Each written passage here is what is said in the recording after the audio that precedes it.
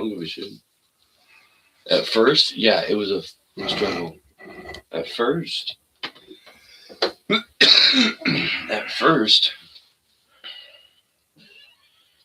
it wasn't so bad, or it was a struggle. But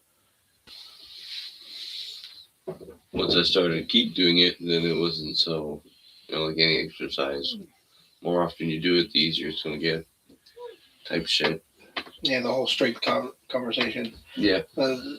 Coming kid to Kim was like, "Am I scary?" I'm like, "No."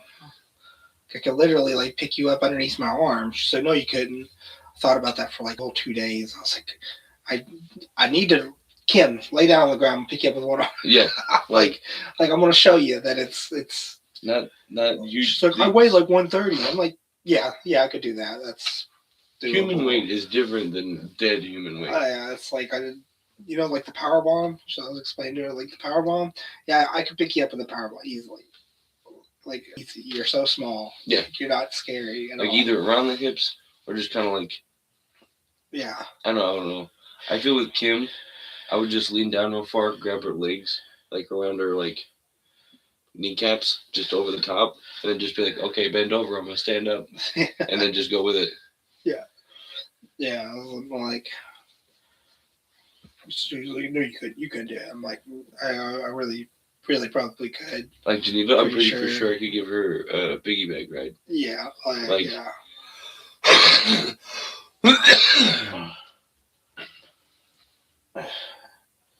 It's interesting how they like be helping people move. Same thing. Yeah, moving shit, and they're like, "What are you doing?" I'm like, "Well, I'm getting it done." Like, we were just taking a break. I was like, "Yeah, but I can get six more boxes in there. Yeah, I can get 6 more boxes in there while you're taking a break, and then when you guys come back, if I need to take a small breather, I can, and then yeah." It's like, "Are you sure you got that whole mattress?" Yeah, I got it. It's good. Yeah, I got the whole chair. It's fine. Son, they're like, son, you've almost got it dug. We've been sitting here for a minute. You are beet red and you've stopped sweating. You look like you're starting to shake. Come and take a break. I'm like, no, we still like. There's all. I don't see pipe yet. Yeah, like we still gotta go. We gotta keep going. And they're like, no, we're taking a break for a minute. And I'm like, dude, I don't think you understand how I was raised. Okay, it was done, so then we can relax after it's done. Not only that, but it was like you either got it done or you got bitched at till you got angry enough to go get it done. Not necessarily bitched at, but they're like, well, we need to do this. We need to get this done. And they weren't wrong. It's just like, as a young kid, you're going to do stupid shit. So it's like you learn very fast. It's like, this is what happens when you don't do it. Which is 9 times out of 10 worse than the result of just doing it. Yeah, just do it. Right. So it's like... And do it on your own terms. Yeah, it's like a lot of times, your own like pace. Me and my brother, we shared a room. Don't hurt yourself. Don't. And when the time comes to clean it, mm-hmm. Get up there on the bed and stay out of my way. I'll do it on my own terms. Yeah. I'll do it with a little game if I want to. I have these Yu-Gi-Oh cards all strewn out.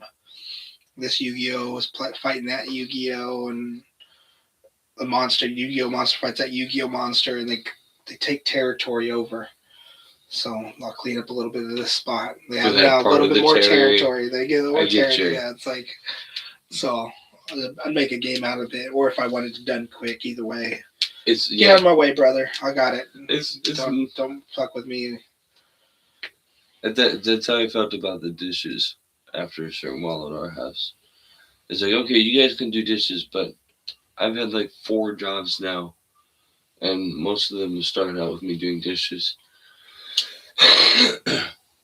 And it's like, not that you're doing a bad job, but it's like, I can get this load of dishes done in 10, 20 minutes. Yeah. And then clean up the mess and be all good and done. So you guys would like help each other do dishes when you guys did dishes? To an extent. Sometimes we would, other times we would take turns. Dad was very like everything had to be fair. Everything was equal. Everything was, unless this kid didn't find out about this and that, you didn't tell him about the ice cream cone you got for straight A's type shit. Then most other stuff was you got the same amount of chips, you got the same amount of bologna slices, you got the same amount of pieces of cheese. It So they was kind of did that, but my sisters had a little bit better treatment because they were biologically my stepdads. That's what I feel, anyways. Or they were just girls. Either way, I don't know which one is true. as far Maybe as a little bit of both. like the way chores came and shit getting done. And once the girls started helping with dishes, that was when I started like, okay, son, I need you to go out here and do the brakes real quick. Or, okay, son, I need you to go out here and patch up the fence real quick. Or, here, let me throw you on the roof so you can put roofing tiles on the patching holes that are leaking through the house. Type shit. Or clean out the gutters. Or, Yeah, I never. I got tried to get pulled into cars, but my dad's cussed so much about cars and having to help other people because with they knew them. about how to do the cars, and I was just like, yeah, I'm not going to go down that path. I don't think I'm going to care about cars. I don't want to. As far as a I don't want to have career, to. yeah, as far as a career, no, I will not go and do it. But Dad has given me, like, he gave me enough information for me to, like, Work on your own car. for the most part, yeah. Like, if Yeah. I need to service or do some of this, that, I at least have enough resources or booklets to figure it out. Or I know where to go to find the video to do it. Or there's a good chance we may have done it before. But it's a steps and procedures. But yeah, it's not something I definitely do like to make money off of unless it like I just had to. Because I mean, other than figuring out how the parts go in there and what bolts go where and what the timing is and all that shit, once you can get those rhythms and specs and things figured out, it's not too hard. It's just everything goes back on the way it came off for the most part. But yeah, no, I would not. Yeah, it never struck me as being hard. It just was struck me as like being a pain in the ass. Yes, So I was yeah. just like, yeah, I'm not going to do things that are a pain in the ass. How about that? Aha, for you, Cosmos. Like, Very much so. uh, And that's kind of how I feel about with this one, other than the fucking uh, thing I got going on with it now, not being having reverse, and I don't think it dies in drive because I mean it went forward a little bit, and it was I think it might have just been sitting for a minute. It was cold because the next time I started, it was. I'm surprised you might have not heard it up fucking with the hugs, but I'm like, oh well, I'll figure out if not. I got the pedal all the way down in reverse. Didn't move an inch. damn. Didn't move an inch. So it's just like not shifting to reverse. Yeah, no, it's not catching. I think when I landed, I either busted and or jarred something in there to where it's not like my shifting link for the reverse is probably goofed because the shifting Damn. spot for the reverse itself in my gear knob is like they're like in normal cars you feel it slip in, you feel the beginning and end of the groove before it slips into the gear. With the reverse, there's like it just goes, and then that's the reverse. Okay. Yeah, it is very. I feel like I'm pretty for sure it's pretty gouged, pretty worn. But that could just be me, and there could be like a locking system that's locked it up to where I can't get into it, or it's knocked off to where it's underneath something that causes whatever. I haven't gotten that far yet. I got a manual for it that I can look in and see what causes that too. So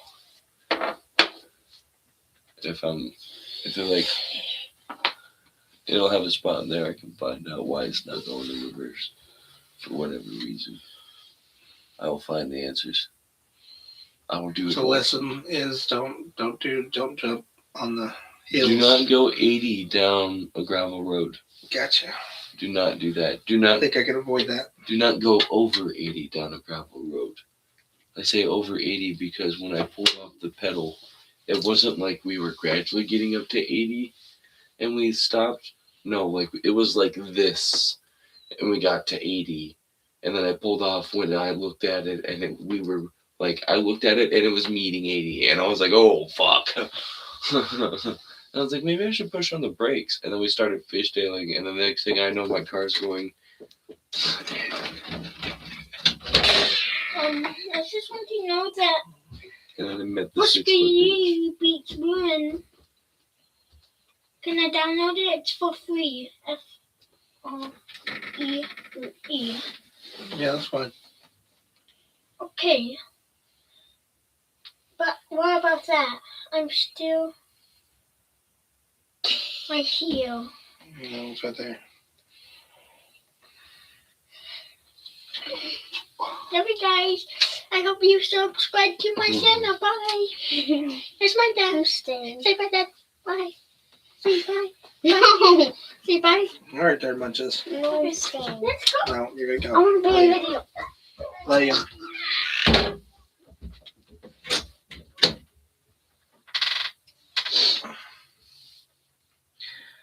That's the best fan base right there, the kids. Most definitely. Yeah. For everything. Yeah.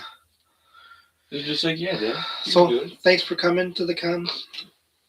Appreciate you, Cum Guzzlers, when you Yes. join. You know. When you find our new episode. Yeah. I guess the first thing I'm gonna bring up before we get into the deep conversation that you've got, or fairly deep conversation. Have you heard about what happened to the Venezuelan president, Maduro, and his wife? Apparently, They got kidnapped, right? yeah. The United States government fucking sent in a team and fucking nabbed his ass and his wife, and just drug him over here. Very little Effort was put Yeah, into the plan. There wasn't a whole bunch of bombings or a bunch of fighting. They just walked in and like, hey guys, happened one and night. then walked the fuck next back out. with next them morning, in they're handcuffs. like, "Hey, we have Maduro and his wife, and they're gonna face charges here in America." And like, what? No, Trump's like, "Yeah, we're gonna take over and we're gonna run it, and then we're gonna hand it over to somebody that we trust." It's like, holy. Wasn't there just like a big uproar about taking over little countries? I don't know, Putin, Ukraine. There's a whole thing there. Yeah. But we're like, yeah, we can do it though. Maybe And that's it the is- next peace move for them. They're like, they're doing it. We got to do it. It is also like jarring. Like you have to, as any country leader, you have to be like, oh shit. You have to see that and be like, oh fuck, they can do that. Yeah, They can do that. They're like, oh, it'll be okay. Like, it'll be a little bit of ha ha ha. And then, like, they're on your doorstep with a fucking suitcase each. And they're like, what am I doing on your doorstep? What is going on right now? You know, like in a SEAL team operation, or who the head coordinator of the mission is just like, mission accomplished, sir. Yeah. And then you're just standing there like, what the fuck am I supposed to do with them? Yeah. So it must be. They're like, I did not know our funds went this far. Yeah, we could do that kind of shit. Yeah, we could take leaders out of countries. Like. And they were just kind of like, hold on. Let's just. Yeah, like a claw machine game. These are your balls. Hello, guys. Would you like to listen now? Yeah, it just makes me think about like the whole Gaza incident, the whole like there's hostages over there. Couldn't we have just done that and got the hostages? Wouldn't it have just been better if we would have just went in, got the hostages like that, like we did Maduro, instead of just like leveling all those buildings and killing all those people and kids? Like, I really feel like that could have been done a lot of different times before now. Like, we are just now getting to the point where we can just kind of, oh, thank you so much. Yeah, now we have your president, and we're going to run your country. And if you don't like that, I mean, install somebody else, and, they'll probably get kidnapped too.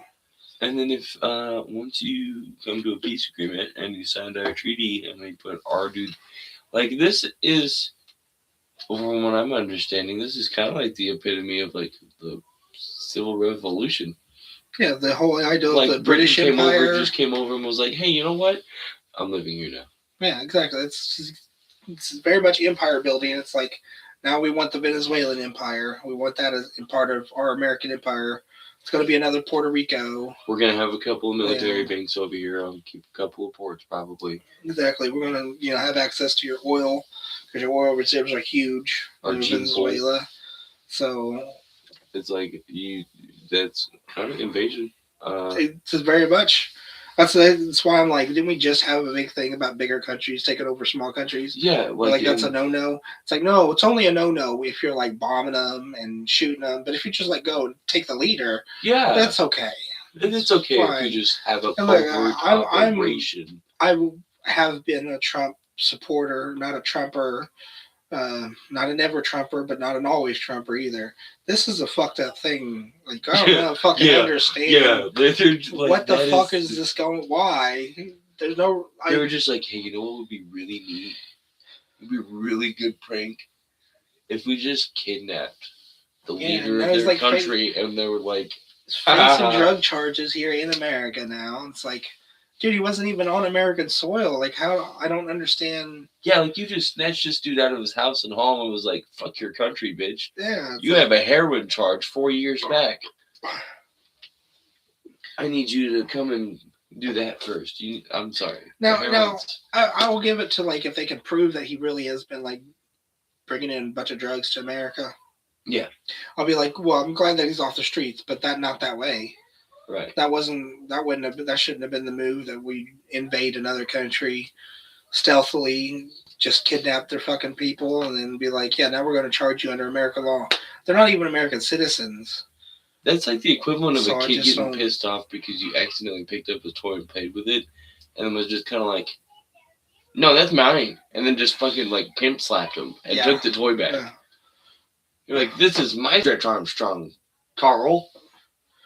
And you're just kind of like, dude. So, I mean, the aspects I've got of it are mixed. It's a bad move for American politics, foreign politics. Bad move for Trump. Trump has promised us no more wars. And he's kind of being a little offensive. Yeah. Not at the same time, though. On the offensive. Fucking kick ass for the American military. Yeah. Fucking good. Yeah, that if I ever heard one, that is a flawless mission. Yeah, that's a movie. That's a movie, goddamn. Yes. That is a Tom Cruise. Tom Cruise? You remember that? Yeah. Tom Cruise and the dude that did Caught Stealing. Yeah, kick ass. It's awesome that our American military can do that, but not cool that we happen to do that. We are doing that. Yeah, that is a little aggressive and a little oh, shit. So they could have just been like, hey, so and then just kind of lay them on their bed and then just kind of leave. Yeah. And then that's it. And then at 6 o'clock in the morning when he's got a meeting, they're like, Venezuelan president, get up. And they're just the fucking pillows over their head still. They're like, oh, shit. Yeah. But no, they're just like, hey, you want to go to Disneyland real quick? Hey, you want let's take a test of the American dream. We can fly a helicopter over. Yeah, it's one thing to get in there and kill them, but you have to fucking make them follow you and wrestle with them to get in the fucking boat. Who knows if they wrestled with them? The boat. They could have just been and then was like, all right, bitch, get in the bag, and then just carried them out. You know what I mean? I can see that too, yeah. There's all kinds of tactics at that point. I feel like I could probably safely say, though, that it was a group of men. Definitely just men. Yes. Just men. There was no women in the group at all. No, that was definitely a lockdown moment. These were fucking 6'6" Vikings fucking going. Yeah, they were all hoorah, as they're busting through the doorway. Yeah, have you ever seen that? I think it's the you get that Chad thing. But have you ever? There's a little meme strip.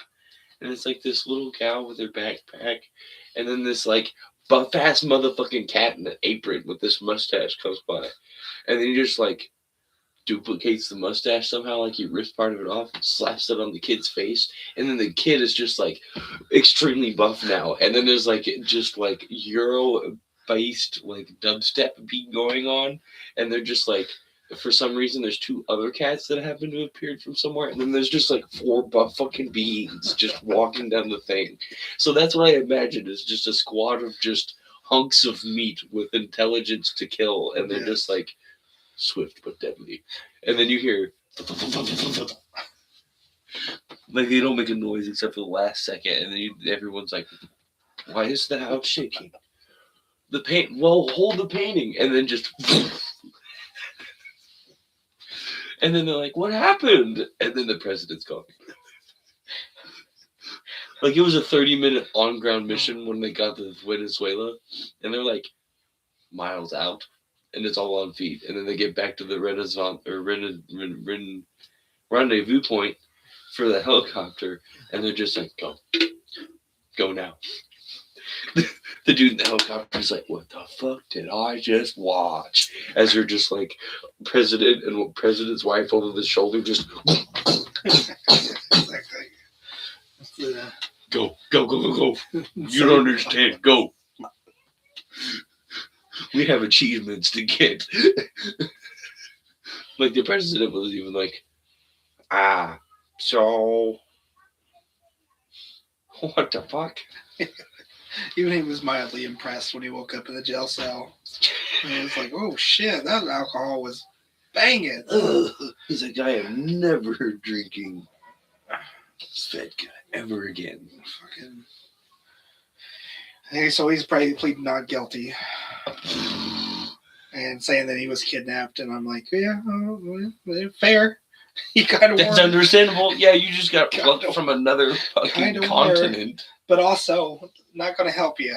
Yeah, like you still did commit those crimes. Like saying that you're kidnapped to the kidnappers doesn't really. Yeah, you did that. You did wrong.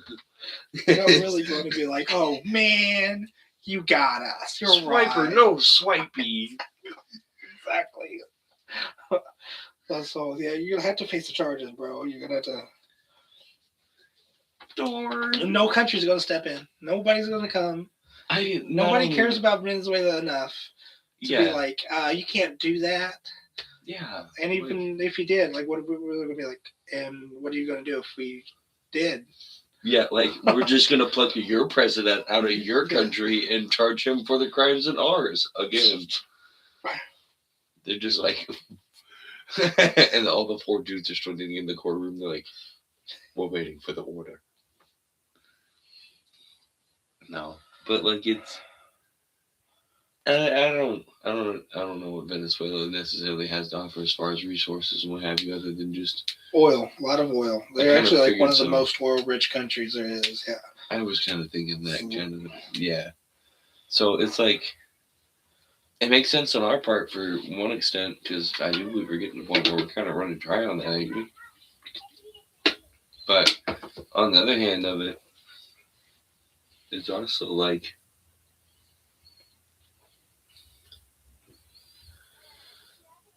Yeah, I don't know. It's like it is kind of hypocritical to get on to somebody else about something and then turn around and do it as well. Whether or not it's a show of strength or an intimidation check or a fucking like just a test of your own strength and power of your just a curiosity thing. But like, yeah, I don't know. I feel like there's better countries to go after. Like, why not do that with you can't reign in Russia. Why not just go in there and just plunk the general of the fucking platoon and just be like, "Hey, fuckers, you either stop or we're gonna put them on a post and blow his head off." One of the countries like, why are we doing it to this when the whole Israel Gaza thing's been going on? Whatever the Palestinians. Fuck the Palestinians. Like give them pleasure. Fight for. Then of course, Ukraine and Russia be a little bit more difficult for that than it would the Israel thing, but it's also kind of shows like how far if we came that we could do that to that country, but we couldn't do that to like Iran or Afghanistan 20 years ago. Russia. Like we just couldn't find Saddam Hussein and Osama bin Laden for the longest time. Saddam not so long, but like I mean I know we've had a jump in technology and this and that and the other, but yeah, like it's You, it's like you found out that he played Counter Strike, but you couldn't like pinpoint his location to that point. Yeah. To like, I don't know. Yeah, that's kind of like what differences have we made? And it kind of ties into like with the oil thing. I feel it ties in a little bit to the aliens thing because we're having all these congressional hearings where we're talking about these recovered crash craft and stuff like that, and this energy that's supposed to be non-fossil fuel. So why are we worrying about oil? Yeah, that's my point. Like Why not? if we know that we've got this other energy source, Why not spend the resources to figure out what it is and exactly. replicate Send our fucking Navy SEALs into the fucking Lockheed Martin or whatever and find out what they got hiding there. it? Like, Fucking send them out. Send our little squad of Giga Chads into a field with tall hats. yeah, it just makes no sense with the whole oil. A little bit. I mean, I get it, but at the same time, I'm like, yeah, I'm pretty sure that that's not the best way to do energy anymore is oil. I'm pretty sure we've got something else. Yeah. Like we've got electric cars now. Why are we not? Why are we not expanding on that? Yes. You know, it's like when Tesla did it. I mean, yeah, he kind of patented on it. But if that's the case, why not make all cars compatible for that? And they probably do, and you got to spend extra money for it. But yeah, part of it's the cobalt is like super dangerous to mine. Oh, but that's at right, the same time, it's like highly not flammable, but it friction and shit. But even in that, I don't think that that's the highest standard of energy electricity source either, or energy source. Yeah, like I don't know. I just feel like there's something hidden that we don't know about, and it makes no sense why we're going after oil. Unless and they still the one person oil. who could figure it out and divulge it is in office now. The one person who doesn't give a fuck what everybody else thinks in government is also in the office now. So be in office and like give that shit. Like I don't know. I feel like he would be the good one to push and to actually be like, yeah, hey, guess what? Aliens are fucking real. We have some craft that are made after them. Yeah. They run off to this weird power source that we don't understand.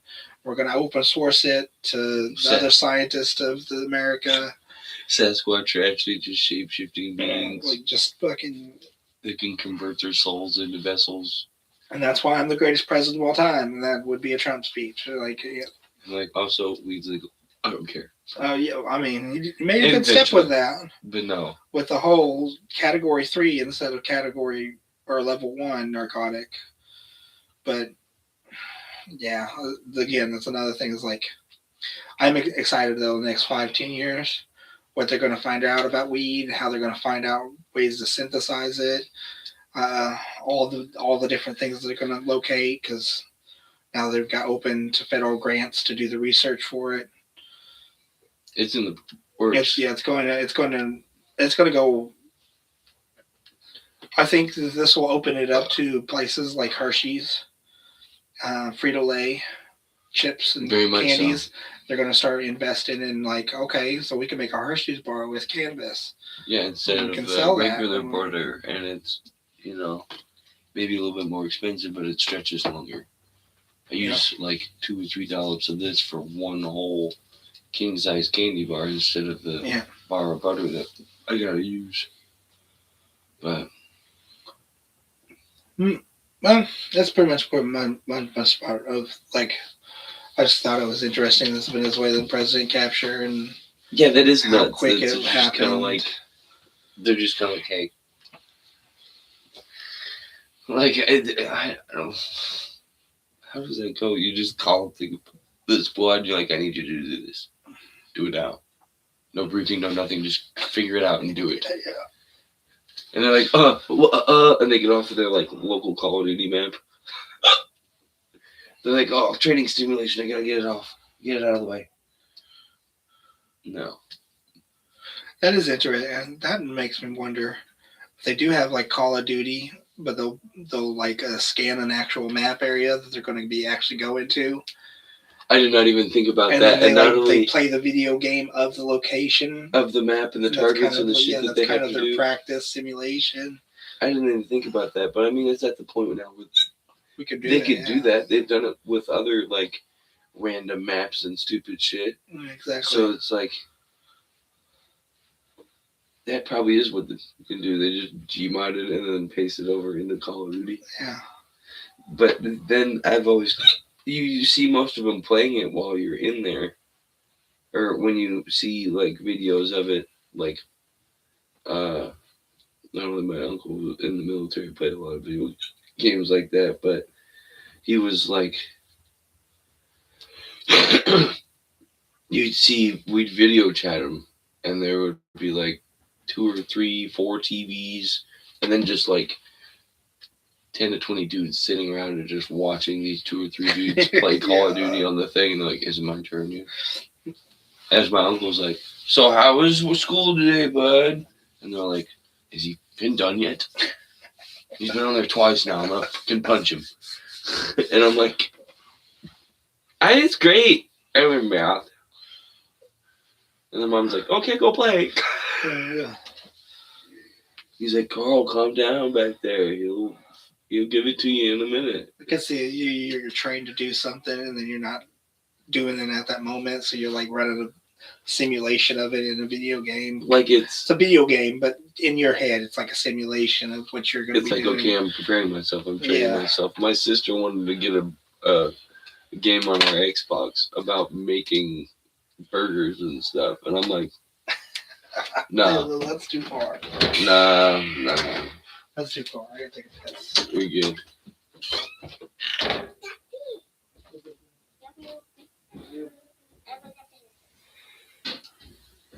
You bit of a miss, yeah.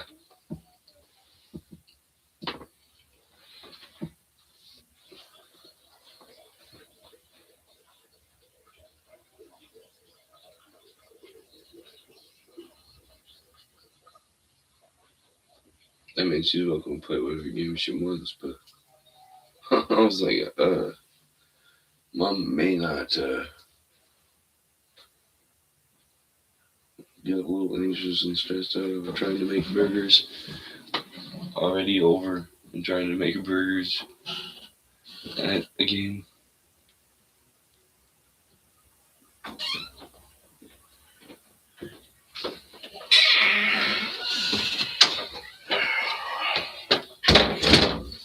Hold on, I got the perfect. Yeah, it's right in the middle. Yeah. This is why I like this socket. All right, hit me with this. And let me go grab another drink real quick, and then you can hit me with this comedy Damn. theory of yours, or whatever you call it. To an extent, opinions. We're going in. You go inside for just a minute. Oh, you have a guest celebrity?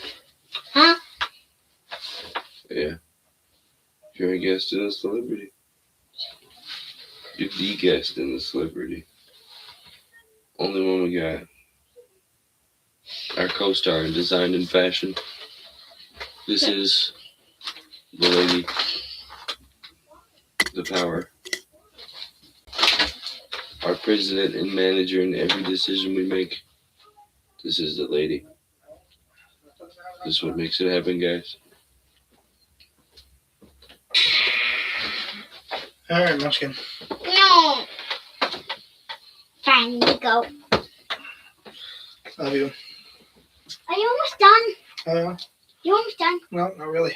No. How much hours? Another hour and a half, just at least. I'm never gonna make it. We are a bunch of yappers if you can't tell. No.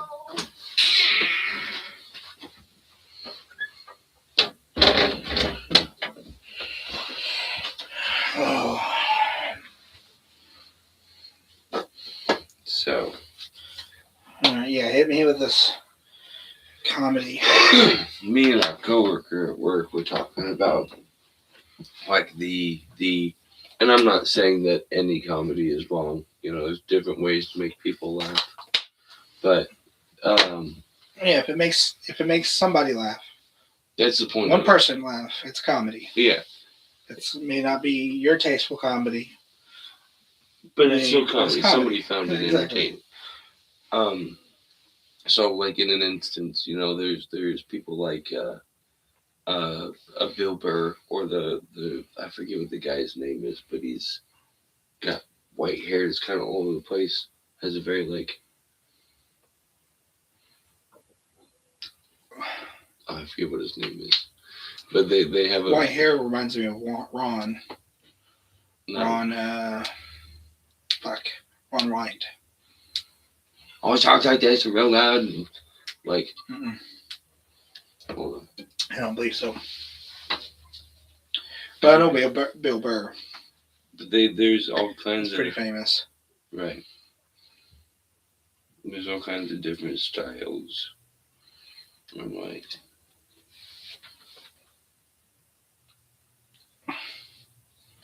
that is what I'm thinking of. But there's different kinds of styles of comedy. So it's like you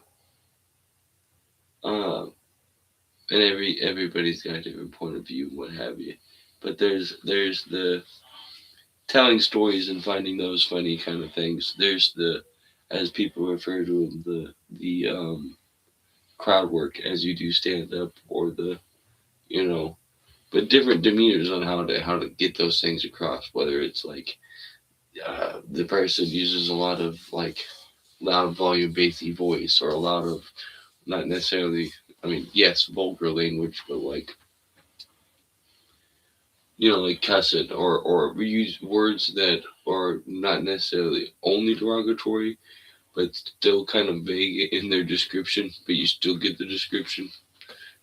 But it's like there's me and Shelly were talking about a level of where it stops being like a not necessarily just make you think kind of comedy, but it is a you relate and understand kind of make you think kind of comedy, towards more so when it slips over into the like slapstick ridiculousness kind of just wacky shit kind of happening, or wacky humors, or and I'm not saying it's not comedy, but I guess it's, I don't know, it kind of made me realize that some people don't have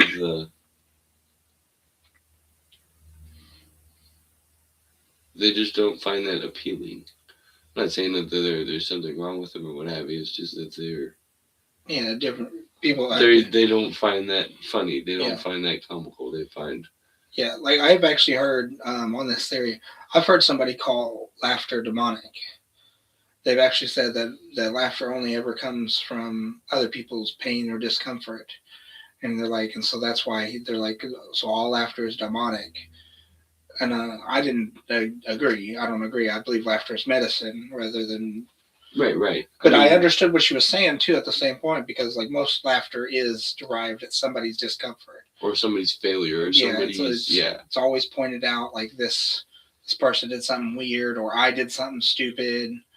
I humiliated myself this way, or like a lot of like slipping on ice videos. Yeah, it's kind of a thing that she was talking about. A lot of it was like you see people get hurt and then you just laugh. Yeah, you see a kid and you can't explain why you laugh. The sidewalk, yeah. But you do laugh, and it's like, no, I laugh because that could have been me. That's why like I laugh. The tiny part of myself imagined myself doing that, and I'm like, in your head, you're like, you feel the pain first, and you're like, damn, that has to hurt. But just for me, it's the way the body moves when it does it is the main just like kind of deal of it. It's like, damn, that looks uncomfortable. And then you see like their arm like bent fucking backwards behind them, and it's like at an odd angle, and they're just like, I'm okay, it's fine. And you're just like, what the? But on your theory of like people like different types of comedy, there's some people who can't laugh at people falling on ice. They're like, they're like seriously worried about them. And I understand that is completely. And then they laugh at completely different types of jokes. like a political sarcasm or something like that I don't find particularly funny. I You may find understand it amusing, yeah. but I don't find it funny. But they're like, "Oh, that's so fucking hilarious!" And it's like a witty fucking saying on the fridge or Yeah. something. Yeah, like I get there. There are just some people that aren't. Maybe they just haven't seen enough things in life that they've. You kind of have to see the humor in it, or they just haven't seen that amount of wacky, humorous things like that, or they have and they're just kind of like, I don't like this. This is, I'm desensitized to this. This doesn't. I'm not 12 anymore, kind of thing, I guess. But I have found people that are very like, well, the weather today kind of dry and curt like that, where you have to be kind of like, huh, yep, it's a good day. I'm woke up on this side of the dirt and I have my shoes tied on the right feet, kind of thing. And then you just kind of like, that's as far as you go with them. That is the limit. You go any farther than that, and they look at you like, can't believe you said that. "The is wrong with this one?" Or you have your kitchen inspection lady go to your mom and tell her that, yeah, he's got the same kooky personality as you do. So I'm like, all right. I'm like a Johnny Depp fucking just kook. Speaking of which, we went to Walmart, all right. And that was my day off, and I was like, all right, I'm going to relax. So we go to Walmart to get some cabbage soup with my brother-in-law, my sister, and the other sister. And so we get in there, and I come out of the car, and I'm like, oh, my hip just popped. I'm readjusting, so I'm kind of like, I got my jaw dirt, kind of fucking wiggling out of the car or wobbling. So then I get to the back, and I've got a cigarette on my lip. And I have this habit where I'll lick my lip before I put the cigarette in there, because I don't know. It's just not necessarily that it doesn't feel weird. I can smoke a cigarette with dry lips, but it's just, I don't know. Either way, but because I lick my lips and then I put the cigarette in there and the cigarette soaks up the saliva and then dries, I'll be able to pick up my top lip and the cigarette will just hang there, just in the middle of my lip, just for whatever reason. It's just a habit. So I'll talk to people, like if I haven't lit the cigarette yet, or if it's long enough, I'll just let it hang and I'll talk to people without pulling it out, whether my hands are cold because I'm outside or just because. Why not? Yeah, that's just how that works. So, oh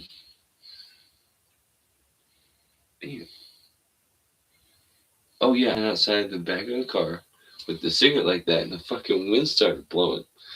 As he told me, he's like, you just look like a modernized just Johnny Depp. You look like you're about to wander through the store, like, just, I'm here being cool. And I'm like, okay, Brandon, thank you for the confidence. But so the wind started blowing, and I was like, our heading is that way. We have to go that way. And they're like, what way? So then I turned around and started walking like towards the edge of the lot.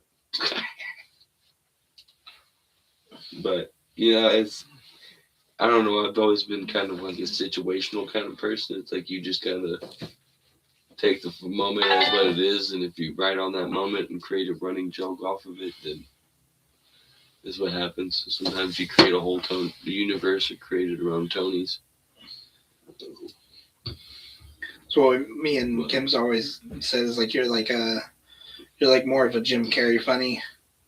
And I'm more of a animated as well. Yeah, Norm Macdonald dry humor. Like, I just say it and then it's funny. Yeah. Just because like the topic that I'm talking about doesn't seem like I would say it that way or whatever. The other day I got Kenny something for Christmas. Like, he was buying some, I don't know, wings and a drink or something, and I paid for it.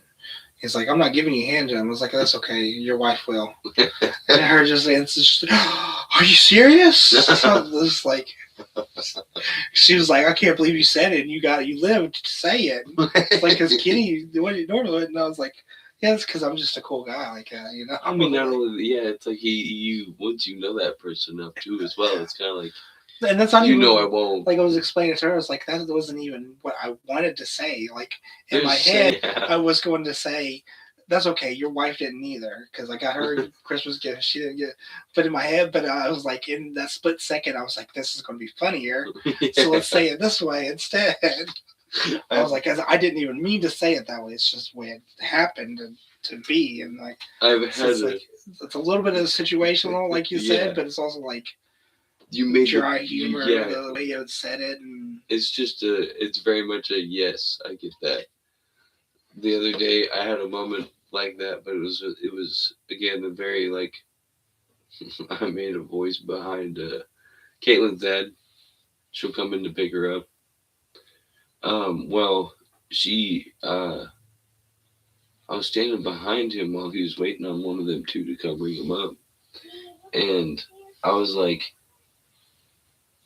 he said, "Can I get some service over here? I need some service." And I was standing like from me to you behind him, and I was like, I was like, I could have just been polite and been like, "Oh, I'll get you over here, sir." All nice, like quick and perky, and scare him that way. But I was like, nah.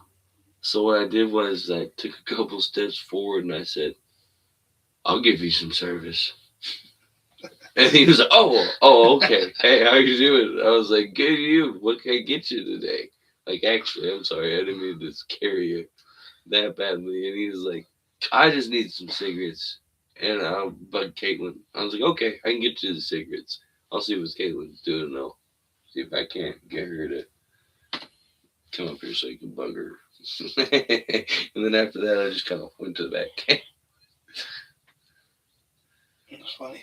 But yeah, it's you have moments like that where it's just kind of a dry comment said the right way in the right kind of tone of voice, and you have moments where you have stories or things that kind of correlate with things, and you've got to you tell it, but there are just some things that it's easier for you to demonstrate or orchestrate instead of communicate, and it still comes off as funny. Or like the one of our first or second episode with the lady at work that was at my mom's work that was tripping out and I had to do the walk. Yeah, like that kind of shit. It's just you see it in your brain, and it's easier for you to convey with just the impression of it instead of being like, yeah, she just walked like Walking Dead down the side of the road. And, like there was a wall there on the side of the road by that sidewalk where she was walking, and she was smearing her head to keep herself upright the whole time. Like I could describe it that way, but it's just better to show you sometimes that you're just kind of like, wow. And then you can't imagine seeing some of it, and then you're just kind of like, yeah, oh my. Yeah. You wonder if you're that way. If you somehow manage to like fall into the wrong ring of people, and then you're like, nah, they're just bad apples. They'll run off and fall away here soon. But comedy is a weird thing. Like there's a rules that you got to have, like a setup, a punchline. There's very then, much like the whole. Then you were talking about how some people exaggerate stuff. Like that's a big rule. Like exaggerate your ass off because it helps make it into a bigger. It gives it a grandeur. Yeah, which is what probably one of the things that I find appealing about it. The whole poetry. I'm already exaggerating when I write poetry, so comedy is a little bit of a different revenue. Yeah. You're just making it haha instead of I understand and feel. And then when you write a couple jokes and people actually laugh at it, it's awesome to be like, oh, I'm not alone in what I think is funny. Yeah. I can share what I think is funny with the rest of the world. You're not weird because you ask yourself whether or not if you dropped an endangered species of whale of an orphanage, if it would split around the orphanage and just traumatize the kids inside. With the whale organs that are smearing their way down the like cathedral wall, or it just crushes the buildings and the kids magically become strawberry jam with bits and pieces in it. Yeah. like that kind of stuff. People are like, haha, oh my. Yeah.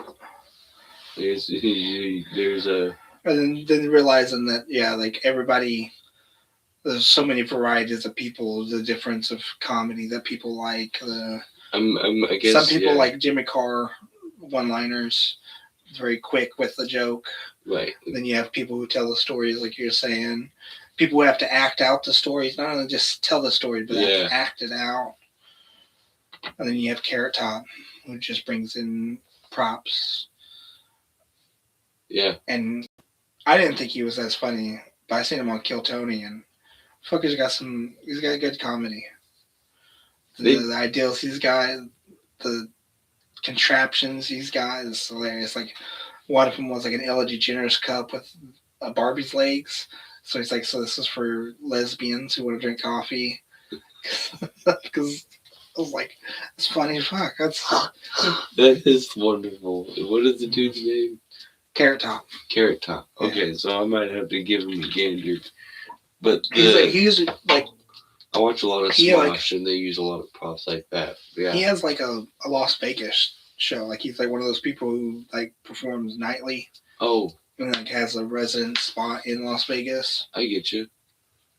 Like he's just an older guy. He's an older name in comedy. I just never thought he was that funny, because he always used props. So I was like, props? What? I don't find that. Why would funny. Yeah. Why would you need to? But yeah, seeing them actually bring the props out and Kill Tony, I was like, that's okay. Pretty good. Yeah, I get it. I get why he's got a residency in Las Vegas. I get it. I understand now. He knows what he's doing. Like, I felt that way with ventriloquists. I understand that ventriloquists could have been are funny, like Jeff Dunham. Jeff Dunham is good at what he does. I'm not saying that it can't not be funny, but I feel like unless it's that kind of originality with it, like you use them as embodiments of different personalities and different this and that, then it's like, it's hard. You have to get behind it. Yeah. Like, I feel like that's not necessarily too difficult for people to do, but I feel like it is a very arduous and effort-consuming art. Yeah. In extent, like there's a lot of. It's a particular kind of comedy to where it's like you kind of. I don't know.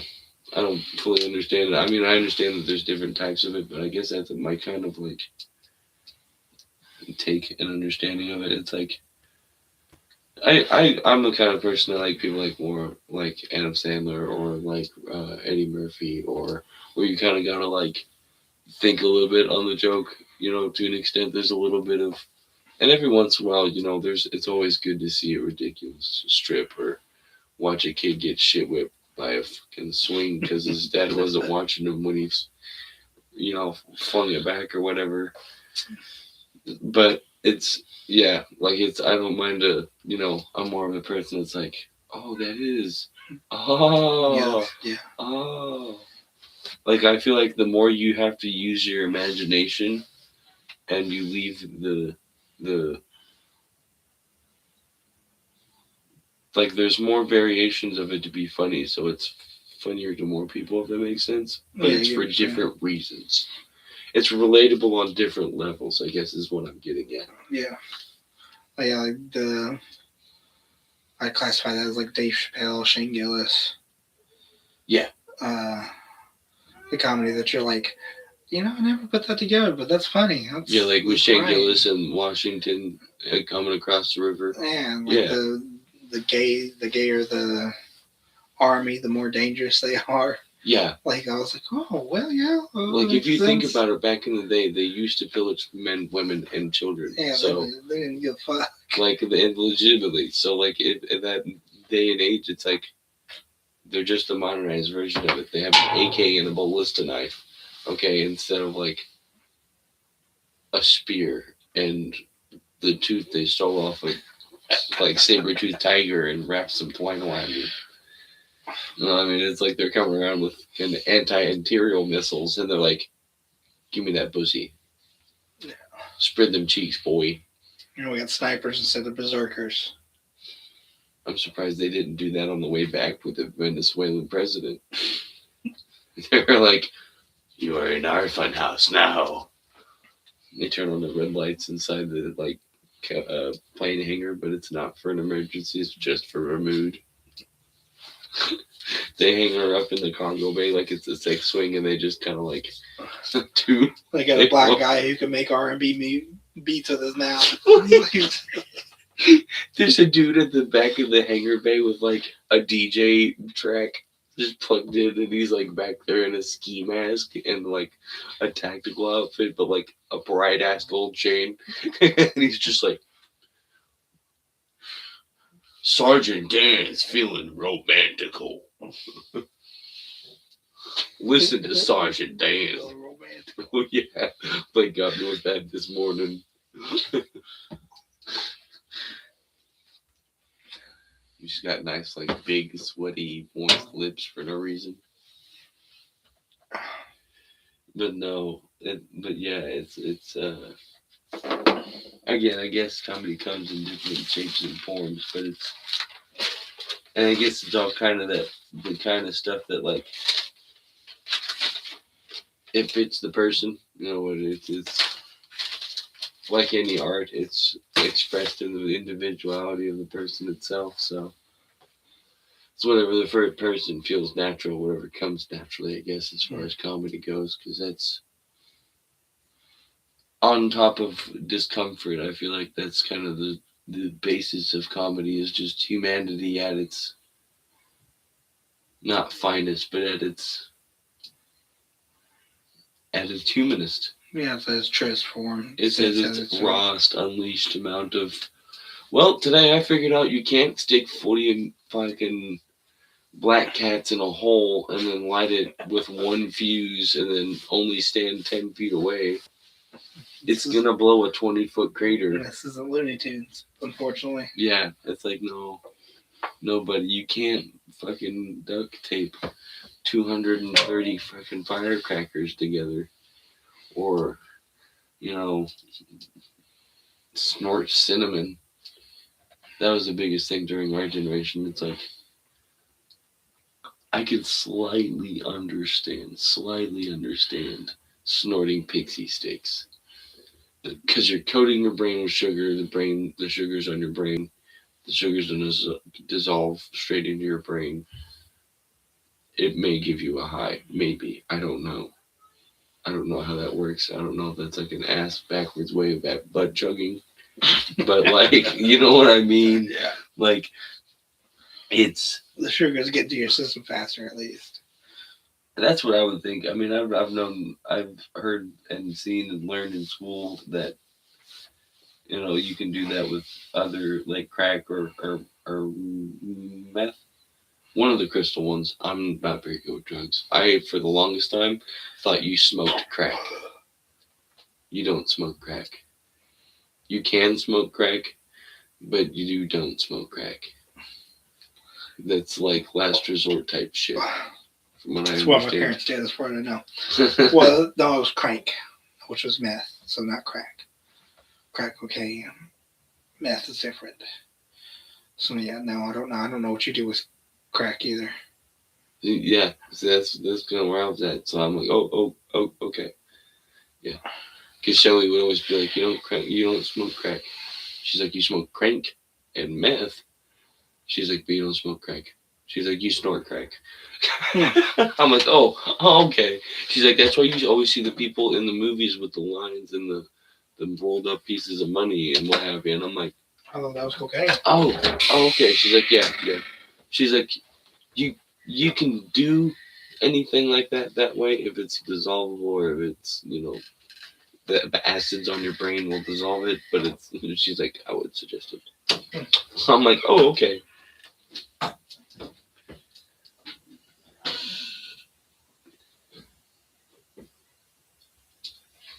But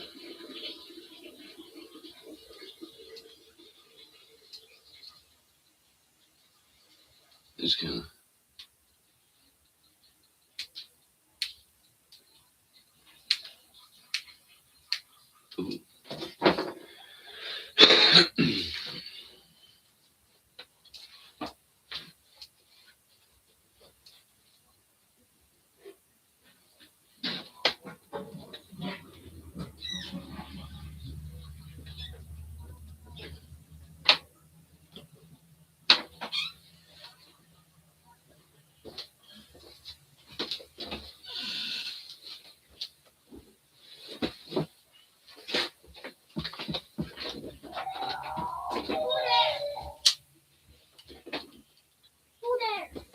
Okay, Dad. Trying to fix the bed. Dad, be kind. Just for a second, bro. No. Yeah. Okay. Okay, go out, girl. Fine, I'll go over there. No, Hmm. go out there. No. You I love you. I don't know. Love you.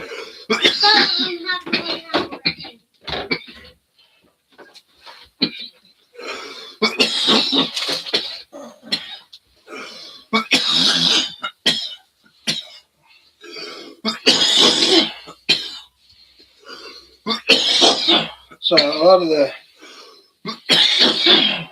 the comedy that I did do when I was doing comedy, I will do comedy again. A lot of it was like the storytelling that you're talking about. Told stories about like the first weed trip was a story.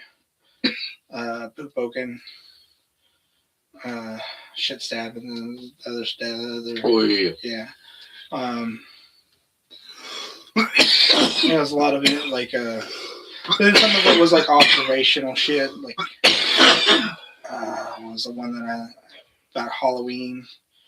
We put up all these decorations of like ghouls and goblins and witches and zombies, stuff that us as adult humans were like, none of this is actually scary. Like none of this is actually real. Right. So I was always like, why don't we have like really scary stuff? Like I don't know, like a Wuhan virus lab.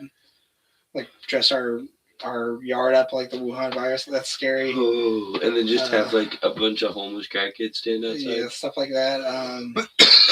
Two Drag hookers. queen story hour. 2 hookers You know. as the doorman. Or Biden as an airline pilot. Everybody's itemized tax receipts for that year Yes, just hanging up on clotheslines Just like throughout the house. really, truly scary stuff. You know? Mortgage bills.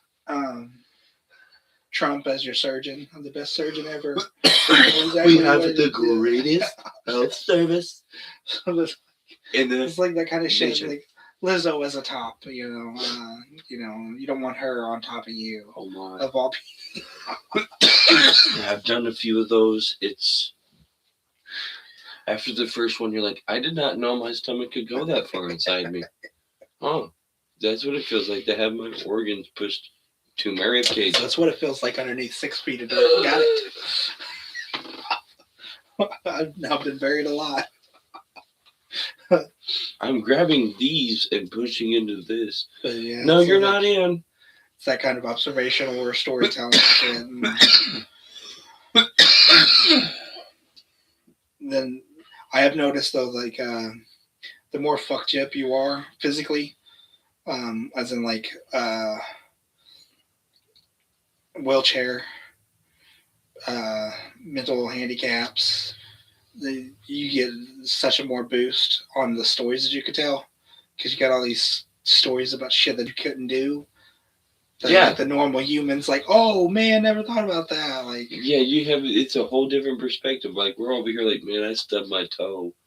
And then, like, the person in the wheelchair is like, my fucking wheel got tied around my shoelace 7 times my in one kid's day. ass needs wiped, and my ass also needs wiped in the same fucking hour. Yeah, like, they look at you and they're like, have you ever rolled down a hill in a circle, motherfucker? Worrying whether or not your goddamn shoelace was going to drag you out of your wheelchair because my paraplegic ass can't move my legs. There was like the comedy, the open mic that I was doing. There's a guy who was like, he was black and he was in a wheelchair, and I always fancied myself as asking him, like, you know, is it are you half black because you can't really run? Like when you encounter police officers, do they give you a break because you're in a wheelchair, or do they still treat you like a normal? But you know how, like, when you lose your senses, the senses go to other places and heighten, like, your senses in that area? What if he lost his legs, then all that muscle density went to his arms? So he was just, like, legitimate Hot Wheels. He was like, "Fuck you, dude," and it was like 2 pushes, and he's like 2 blocks away. It's like, do you really care about what shoes you wear, bro? Because like, in all honesty, at that point, they're never gonna get scuffed. Yeah, like I would just have my crippled ass, like mangled motherfucking toes and like some hospital socks, and that's what you get. All right, like So, I'm not gonna be like stepping on anything. I'm not gonna be in a construction zone. Like I'm not gonna be jogging at that point. I don't need a pair of fucking LeBrons or like Timberland steel toe boots. Are you still like an all-star in the wheelchair basketball because you're black? Yeah. Like, are you still? Can you still dunk it? Just are you a gold medalist? He's like, yeah, but then you go to the court and it's like you stand up and the thing comes to your chest. I could never actually bring it up and like say that. Like, man, that's kind of like. You'd have to know. But it would be hilarious. It would be a good bit though, like the whole bit about him. But yeah, it's just like you don't get to meet people like that very often or get those chances to peek into their shoes per se, even if they don't wear any, because they're paraplegic or they have like, dying nerve cells or whatever the problem be. It's like I don't know if it's the people, but like the person in me that cares, or it's the person in me that's curious. But I've always been fascinated, not necessarily like just to travel and see other cultures, but it's like at a very young age, I understood that although there are other cultures and countries and continents and religions and regulations and laws and presidents and all that go on everywhere else, is like a door down, 2 doors down is a whole nother world, a whole nother lifestyle, a whole nother universe of bubble of things that go on just within inside these jokes, 3 to 5 people. Yeah, inside jokes, inside traditions. They can bust a glass bottle over the back porch every Christmas because it's the new house. It's their land boat or whatever. I don't know. But I forget where I was going with that. Just the difference of people in general. Yeah. So it's like no matter in just like a comedic sense, but in a general sense, it's like there's. I feel like whether it's bad or good, there's still so much to learn. Not just still so much to learn, but there's like just looking in another person's shoes for a couple of minutes. I feel like you could learn a decent bit of things of just keeping a personal awareness of your situation, of the other people in it. You don't put yourself in other people's shoes. You have to put yourself in their own, not just their own shoes, but their own life. Yeah, like it's a. Because what mechanism I do in of their shoes? thought. Well, it's not just about what I would do in their shoes. What would I do in their shoes with their past and their memories and their experiences and all that? Biases. Their thoughts, what they've experienced and not liked, and they're like, for all you know, that paraplegic black man could have been into like thick ass fucking white chicks, or Well, that's not too far off from a normal black person, isn't it? Not necessarily. They sometimes like the petite ones. Hey, we don't make fun of wasted white meat. We don't make fun of wasted white meat here. Okay. Everyone can love whoever they want. It's 2025. If you want to love a dog. It's 2026, but yeah. Oh, well, what the fuck ever. I don't know. Loving a dog might be a little bit too far. It's 2020. The years people stopped giving a shit and started leaving their kids in suitcases for 3 months in a closet with some goldfish. I'm sorry. Do I keep mentioning that on here? If I haven't, then in our area there is a really ridiculous uprising in neglecting kids and leaving them places with like a fucking Pop-Tart for like a year. Or like you get into the house and they're like already starting to mummify and decay, so it's like just the bones. Yeah.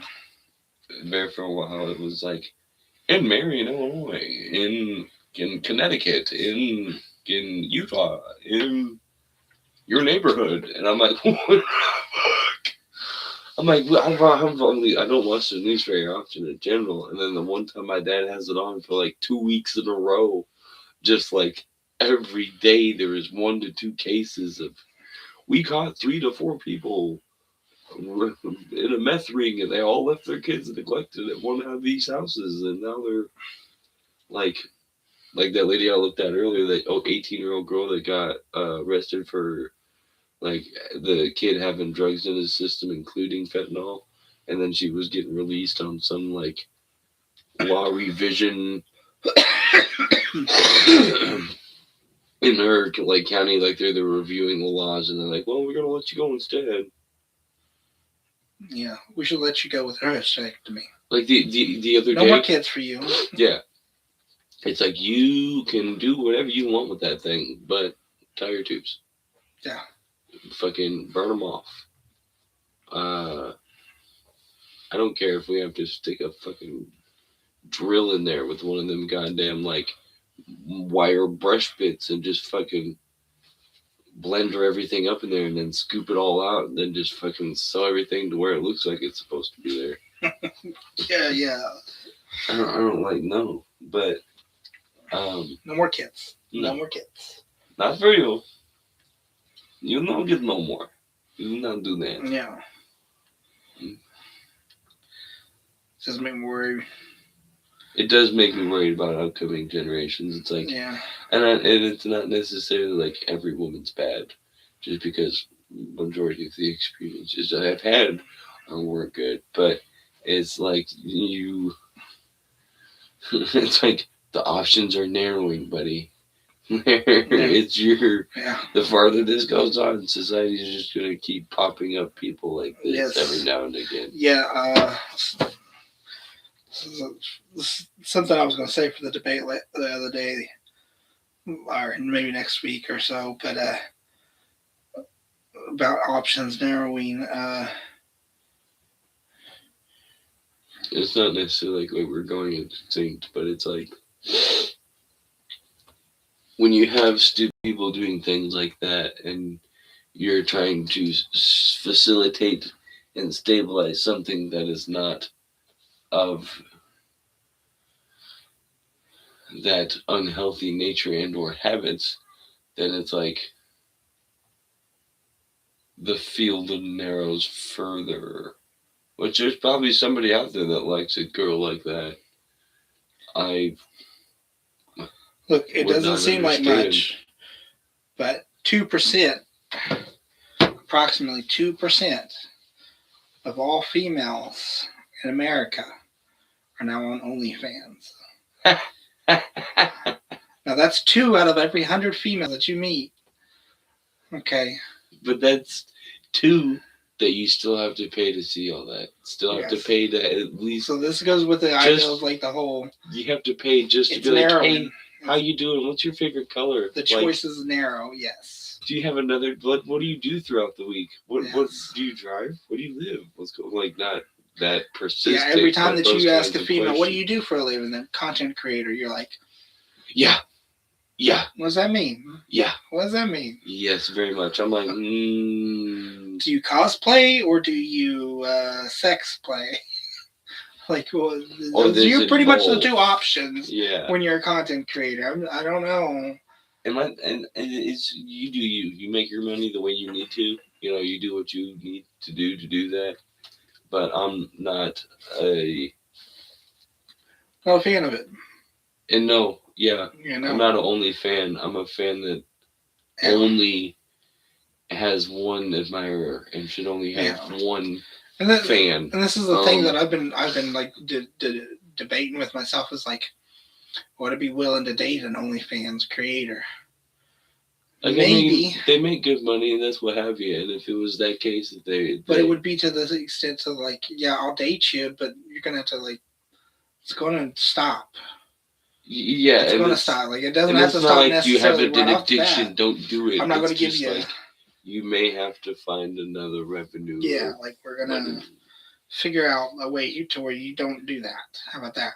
because and it's maybe it's just us being raised that way in that traditional sense of if you are in that commitment, that is the only for what that app is used for, what that form is used for. It's like you do if you're in a commitment, those types of things should only be seen by that one person in that commitment and yourself, Well, and that's it. It's behind closed doors. I'm not saying like you can't like go out and have friends and you can't go outside the house and yeah, no. like you Why gotta not? cover up when you go outside. Don't show no skin. This is we're not Muslim. We're not. Yeah, like dress how you want, do what you want, make yourself comfortable, do what you do to make yourself live. You be you, but it's like that pussy is mine and only mine. Yeah. All right, and it's no. And if you need a reminder, I will happily give one to you, most definitely. But no. At a certain point, we gotta be like, if I ain't for you, then that's fine. We need to move on and change the situation. But there's no like, you're gonna pay. Yeah. Like some dude's gonna pay you $400, and I'm gonna randomly get a new fucking TV like a 12-year-old because mommy splayed her lips for Big Boy Master 77. Some dude spent $12,000 to come meet you in person. And yeah, you gotta sit there in the background in the closet in your Superman suit as you watch them meet each other. Yeah. With an A. What's even worse is the ones I've seen is where they meet and they like go out to dinner and then they like take a picture, a side by side hug picture, and it's like that's as close as they get. That's as much as you get. You $12,000 out. You spent $12,000 to go. You spent $12,000 for a high school date to like follow her home and maybe be like, "Oh, you're 2 so weeks sweet." later, she's posted about how she's in fucking couples therapy. Probably. Fucking. No, I was like thinking couple is like the place, the city. I don't think it's called couple. Cobble. I get you. And then with her boyfriend, she's like, "Yeah, I'm here with my boyfriend." He's like, "I spent $12,000 to meet you 2 weeks ago. It's took $10,000 to come here." Yeah. But yeah, you paid for their vacation together. Don't you love that? You just had that wonderful, special moment that created the best moment of their life. Yeah. You're the reason their Valentine's vacation happened. Aren't you just glad like, all just that? Recently, somebody I would play the game with, they're like, "My boyfriend told me I should start an OnlyFans." I'm like, what? I'm like, yeah. I'm sorry, if your boyfriend tells you to start an OnlyFans, I don't tell me where he's at, because I am finding him, and he is relearning what it means to be a man. I don't think he's interested in you. It's like he's not really. Like he's legitimately selling you off to the highest bidder. Yeah, he's not. He's like, yeah, come and take her. $400 a week. Pretty much, yeah. Shit. It's like, let me get a little egg saved up over here before I leave her. Yeah, let me send a little Timmy in the way so that way when he goes over to fucking Sam's house, he's got fucking a kid that's a different color in it. Yeah. Speaking of this, though, this kind of goes in with a little bit of what I was going to bring up. Medieval times and the brutality of it. Yeah. I've always been big into like medieval combat, and I always drew swords and bows and arrows and got in trouble for it in school because they're like, you're going to be a problem. I'm like, bitch, if I come in with a bow and arrow, I'm going to kill like 4 people, maybe. And then get handcuffed. Yeah, like. So what do you? Don't worry about my bow and arrow, fucking sword. Oh my gosh, Robin Hood's here. Oh, fucking Timmy got sunk. This is in England where that's all you get. And that's all you can fucking school shoot with is a crossbow. And you're like mom's butter knife that you took a file to, and it's like now just like a fucking like. It's not even. It doesn't even come to a point. It's just the edge of the butter knife is sharp. Yeah. But so I've always been interested in the medieval times and the whole aspect of it. Uh, but I've been thinking about the brutality of it, like like like okay, so when we first started like World War I, I think it was World War I. It might have been the Prussian War before that. I think it was the Prussian War before that. Like 80% of the soldiers never killed anybody because they didn't want to shoot people. So they would just like aim, or they just like shoot, just in general, just they just trying to shooting shoot fucking people. guns. But Yeah, they're just shooting up into the forest Yeah. like that way. and so this is where we got our Prussian school system from, with kindergarten and all that. Is where you take your kids away from your mom at a younger age, and you're able to essentially manipulate them into thinking that human life is less by taking them away from their mother at an earlier age. Um, increases like they the have amount a of. god, like they have a complex, or It's almost like with if you're raised, if you're with your mom up to a certain age, say like uh, you basically kind of come away with this ideal that all humans are valuable, oh, okay, and so like there's no human worthless. There's no Yeah. human that's I'm No, going to it's- just kill everyone randomly. is equal. Everyone's worth. But if you get them from a younger age, you can start to basically dehumanize people as being like that's just another person. It's not a human being with intrinsic worth.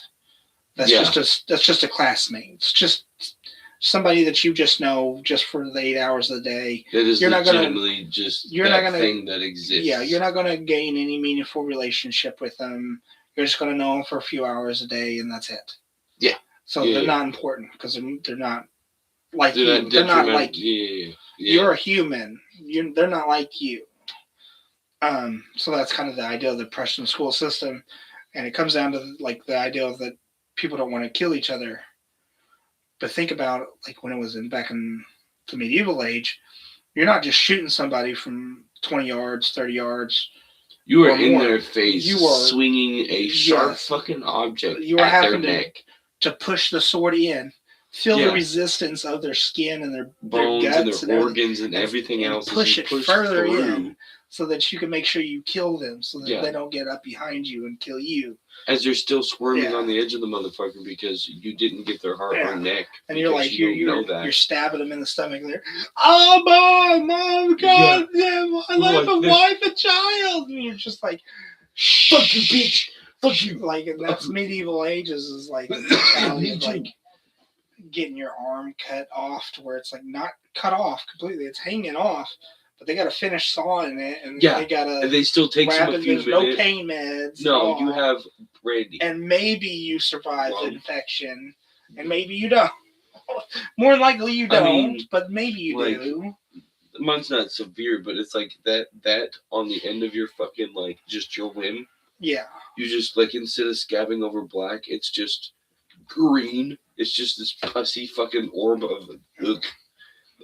And you're just like, getting an arrow in the hip or in, like yeah, just like having to remove it, and feeling them twist around, trying to figure out the way to fucking pull it out with least resistance, and boring the fuck out of that hole in there, and like say it's close, like it's down to the bone, and they're over there like, well, we gotta snap it, but let's like. Fucking like they're over here like, oh, let's take the arrow and twist it and see if it's like there's a slit or a groove we can get it in to pull it out. Yeah. But no, they're just like, we're gonna do that, and then we're gonna snap it off right where the skin ends, so that way when you do go to the doctor and they do use the tweezers on you, yeah, fuck them doctors. Yeah. They're gonna have to search for that shit. Yeah. I mean, it's there, but Look like, around, and for but the they're like, reason- my fucking tweezers aren't big enough. They won't get into the hell. and It's then like, you got 2-3 day battles where you're fucking just shield to shield, just trying to stab over the shield with a little knife, or yeah, while you've got these afflictions, and I mean, they have battle medics probably at that time as well. But like, if the injury is serious enough to the point to where like you have to go back, I would assume that's like months trip. Yeah. Like, that's not just a 2 days walk to fucking Walgreens No. to glue your arm back on. No. No, that's like a fucking, like, you have to send half the platoon because you don't want to just send one dude back and then they take half your food resources. And then, like, they get back and then there's the infection in the time frame. And then if you didn't stop the bleeding and they continue to bleed out, Yeah. it's like, okay, they're dead by now. Why not just, like, which they probably did to some extent, but it's like, why not? I don't know. I feel like at that point they'd probably just start putting people out like dogs. Yeah. Like, you know what I mean? They're just like, I'm sorry, but we can't save you. Yeah. And then the aspect of having to do that. To, And then like, the your trauma friends, to the people in that too. Like, you're like, oh man, my friend's dying. His fucking leg's gone. We can't save him. I gotta stab his ass in the throat in order to put him in a piece. Yeah, like I gotta fucking just separate them real quick. Yeah. It's like just the amount of brutality that must have existed back then. The psychosis, the trauma. Yeah, like like a hammer. You're just smashing people in the face. The piss out of people. like you 2 just hits, and the motherfucker's probably dead. Probably. If he's not, he's fucking sitting there twitching like a roach, watching everything go on, and the most amount of pain in his life. Outside of his head, yeah. Yeah, he's like getting. Yeah. As he watches fucking Gladius come through with his fucking mace, just flattening people, and the sad thing is, been thinking about the gross brutality of it. And the armor. What they might have, you've been marching for 12 days. Now you're getting ready to go to war. The stench. First off, there's no bath. You haven't had a shower in 12 days. You're chafed as shit if you don't have cysts between your legs. Your feet are boiled. You're like, those are blistered, if not boiled and raw as well. And you don't have fucking trench foot. And then on top of that, I mean, you probably haven't had a shower or a bath, but it's like. But I do find it interesting that during these time periods, there was no push for equality. Yeah, no one was like, women that were like, you know what I want to do? I want to go up there and be in the front line. They're like, it's so great. It's so wonderful to be a man. Yeah. I mean, I know you have like, not Judas Priest, the French lady. She was Joan of Arc. Yes, Joan of Arc. I wanted to say Jacqueline. I think it might be her other name, or not her name at all. I don't know. Either way, but yes, Joan of Arc. You have I don't know if Mulan's based on an actual, but I think there was even an Asian lady that did it, or of Asian descent. Oh yeah, did yeah. the There same was definitely thing as well. Like, there's oddities, there are irregularities that don't fit that exception, but yeah, it's like one out of how many ladies are like, I'm dumb enough to do that. Yeah. Like, I wrestle with my brothers. I'll definitely go out into a field with a bunch of dicks and get fucking, like, shot at with a slingshot. Yeah. And then fucking have 3 spears thrown at me. Yeah, as Gladius is over here with this fucking mace 2 inches from my head. Yeah. And she's like, no, I can take it. And then you do notice that, like, the ones who did have, like, a severe amount of females who were, like, trying to be in the battlefield were these giant nations, like the Vikings, the Slavs. Yeah, like, or like the Russian ones. Women, where, like, Helga comes out of the barn and she's like, where's the fight at? And she's like 6'3" and 300 pounds. Yeah, you would fare well against any Chinese or Mongol. She would fare well against any man of her own. That is a fucking beast. Fucking damn pissing motherfucking Bud Light.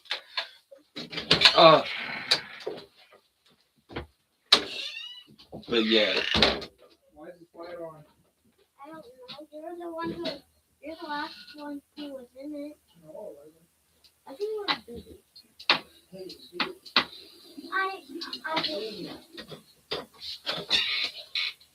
What are you doing? Stay away. You're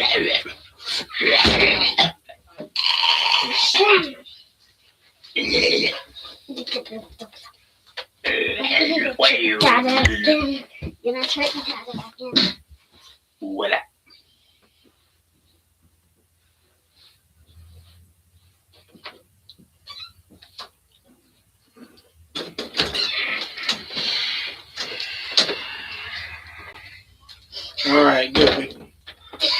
we could talk about her now. She's not in here anymore. Yeah, no. They hoodlum. Gosh darn shenanigans is what I tell you. Bunch of shenanigans. No. Yeah, Okay, that's her turn. Love you. Jump. Yeah, man. Jump. No. No. Love you. No. Turn Meister. Then. Here. Can you do me a favor? What? I'm going to give you something to throw in the trash. Pick it up for me. What? Right there. This? Yep. Oh my gosh. Oh jeez. Ready? Yeah. Let me take a lighter. Oh. The middle thing. No. Oh, you could have put it in one of these. These are There empty. you go. Throw it in the trash. Don't eat that. Then. Let's see. Go slow Love you, down. turd. Hang on. Mom. Like I said, not much of a conversation there. Just the thought of like the brutality of the medieval times, Yes. or hunter-gatherers, like all that time frame. I mean, that does tie into another thing that I've got, but There is a thing. Like there is a little bit. It is a little bit of a conversation, but it is kind of just a blatantly well-known kind of. Like, I mean, a piece of fucking, like, their wrist guard breaks and it gets embedded in their skin. That's shrapnel that they gotta dig out, and that's if they get all of it. And then that's infection, and then, you know, scarring and skin growing over the object if that's still a problem in their day. You know, it's not knowing that diabetes is a thing, or it is interesting to know like the amount of skill that they did have back then. Like they were trying, they were figuring there things were out. skulls that have pieces of their skulls removed and then gold plates put in them. And I was like, that's fucking wild. Yeah. That's from like that type of time period. Not exactly the medieval era that I'm speaking of necessarily. This is more of a Amazonian, South America kind of place, but It's still like the kind of instance I'm thinking of is like Revolutionary War. But like when they were doing cannonballs and stuff, this is why they came out with dentures, believe it or not, is because not only because people were having degenerative diseases and they found enamel and was poaching it to make dentures for those people who just had bad teeth and had enough money to pay for them, but in the military they would like guys that would be just at the wrong place at the wrong time, which wasn't very often, but like they would have people that would like they'd shoot the musket or the fucking like a cannonball like the size of a softball, and it would blow through the dude's mouth. oh shit. And just because of the angle and opportune timing, and he was just standing there at that time, that dude had that happen, and then they invented the prosthesis teeth dentures for that case, for that dude. Then after that, they just started using them for people with degenerative teeth disease, and bad cavities, and that kind of stuff. You know what I mean? It's just Yeah, went on it from is there. interesting. A lot of the innovations do come from war.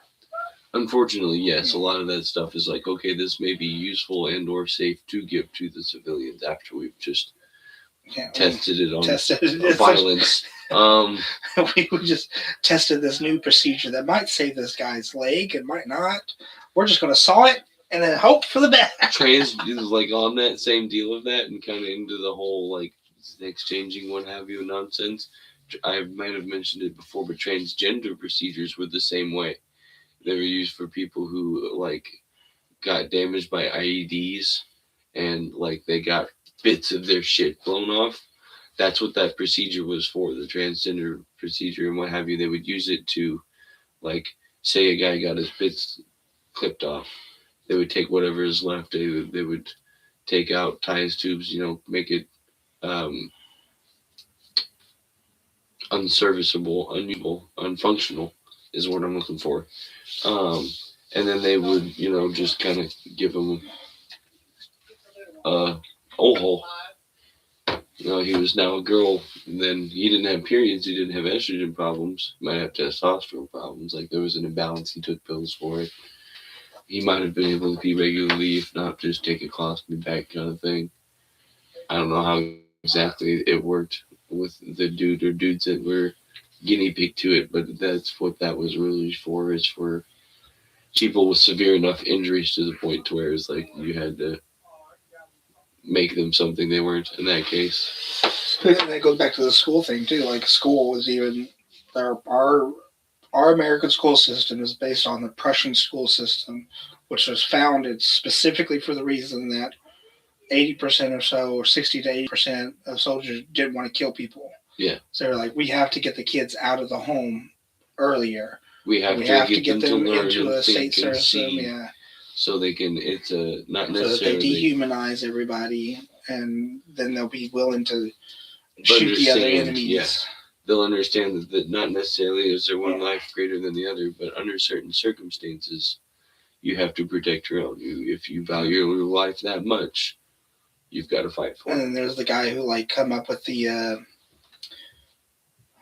system to get nitrogen out of the air, which allows like food growth to be way higher because we're Yes. able to put the nitrogen into the soil, Right. make it more fertile.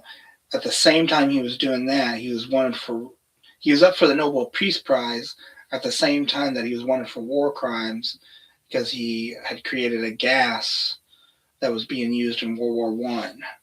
That was like the mustard gas or whatever. All he was do the created like Yeah. napalm. Yeah, not napalm, but it was like it was like a gas, had an odor to it, and then he designed a way to get the odor out of it, and that's what they ended up using for the Jews in World War II for Nazis, or the Nazis used on the Jews in World War II. But originally it had like a smell in it, and they would use these giant fans to push this gas to the enemies, to the, I don't know what they called them back then when they weren't the Allies. Axis? No, it was the Allies and the Axis for World War II. I can't remember what they called them in World War One though. It wasn't the Allies and the Axis. It was something else. The Ottoman Empire was the enemies. Well, I can't remember what we were called. Our team. United. You'd find out. So, ChatGPT will tell us. ChatGPT always tells us.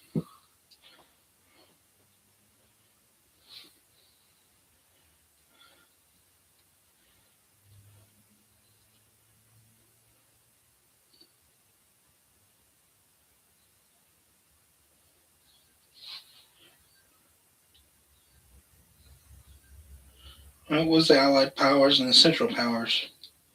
Powers. It's interesting that we just kept the Allied powers in World War One, and then the Allies in World War Two. It was just like, fuck it, we don't care. The Allies, we're the friends, we're the team. We're here to help you. Yeah. We're the squad. And then 1970, 12's version of Giga Chad, SEAL Team 6 comes out.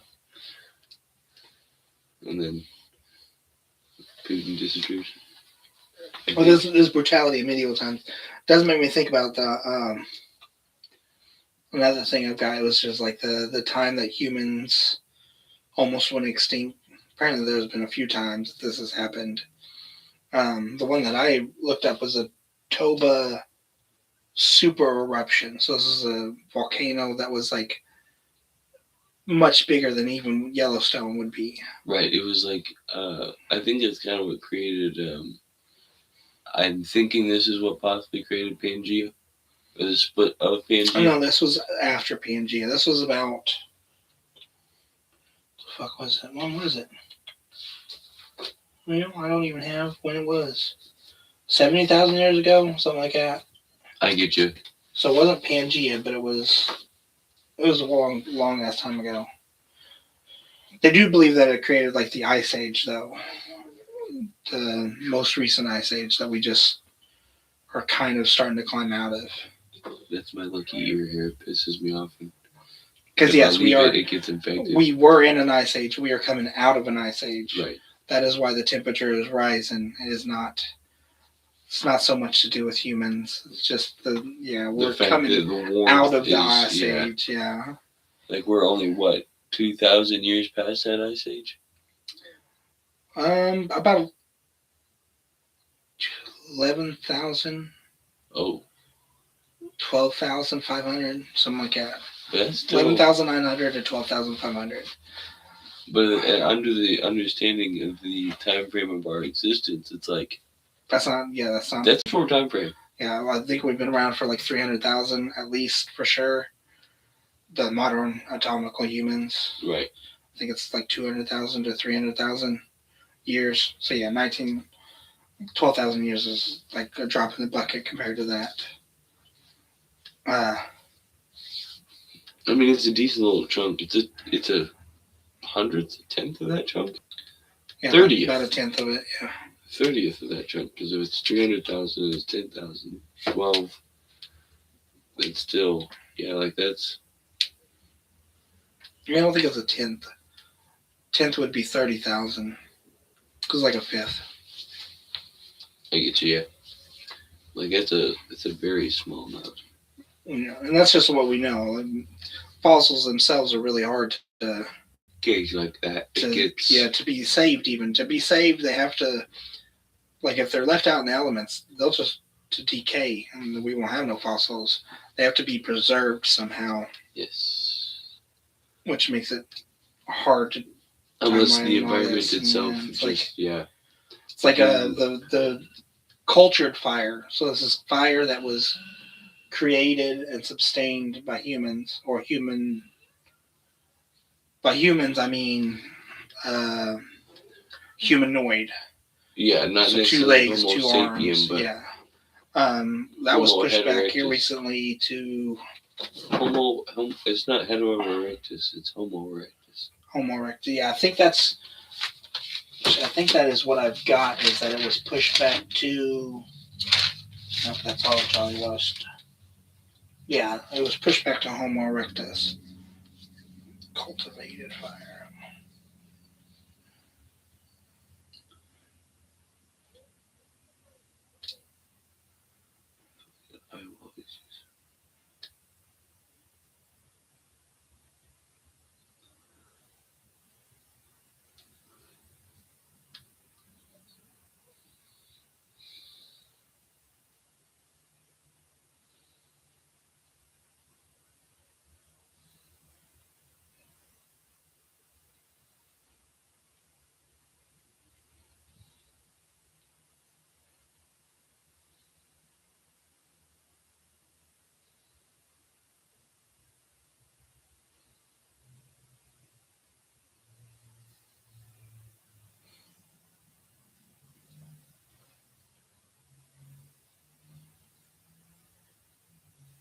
Shit.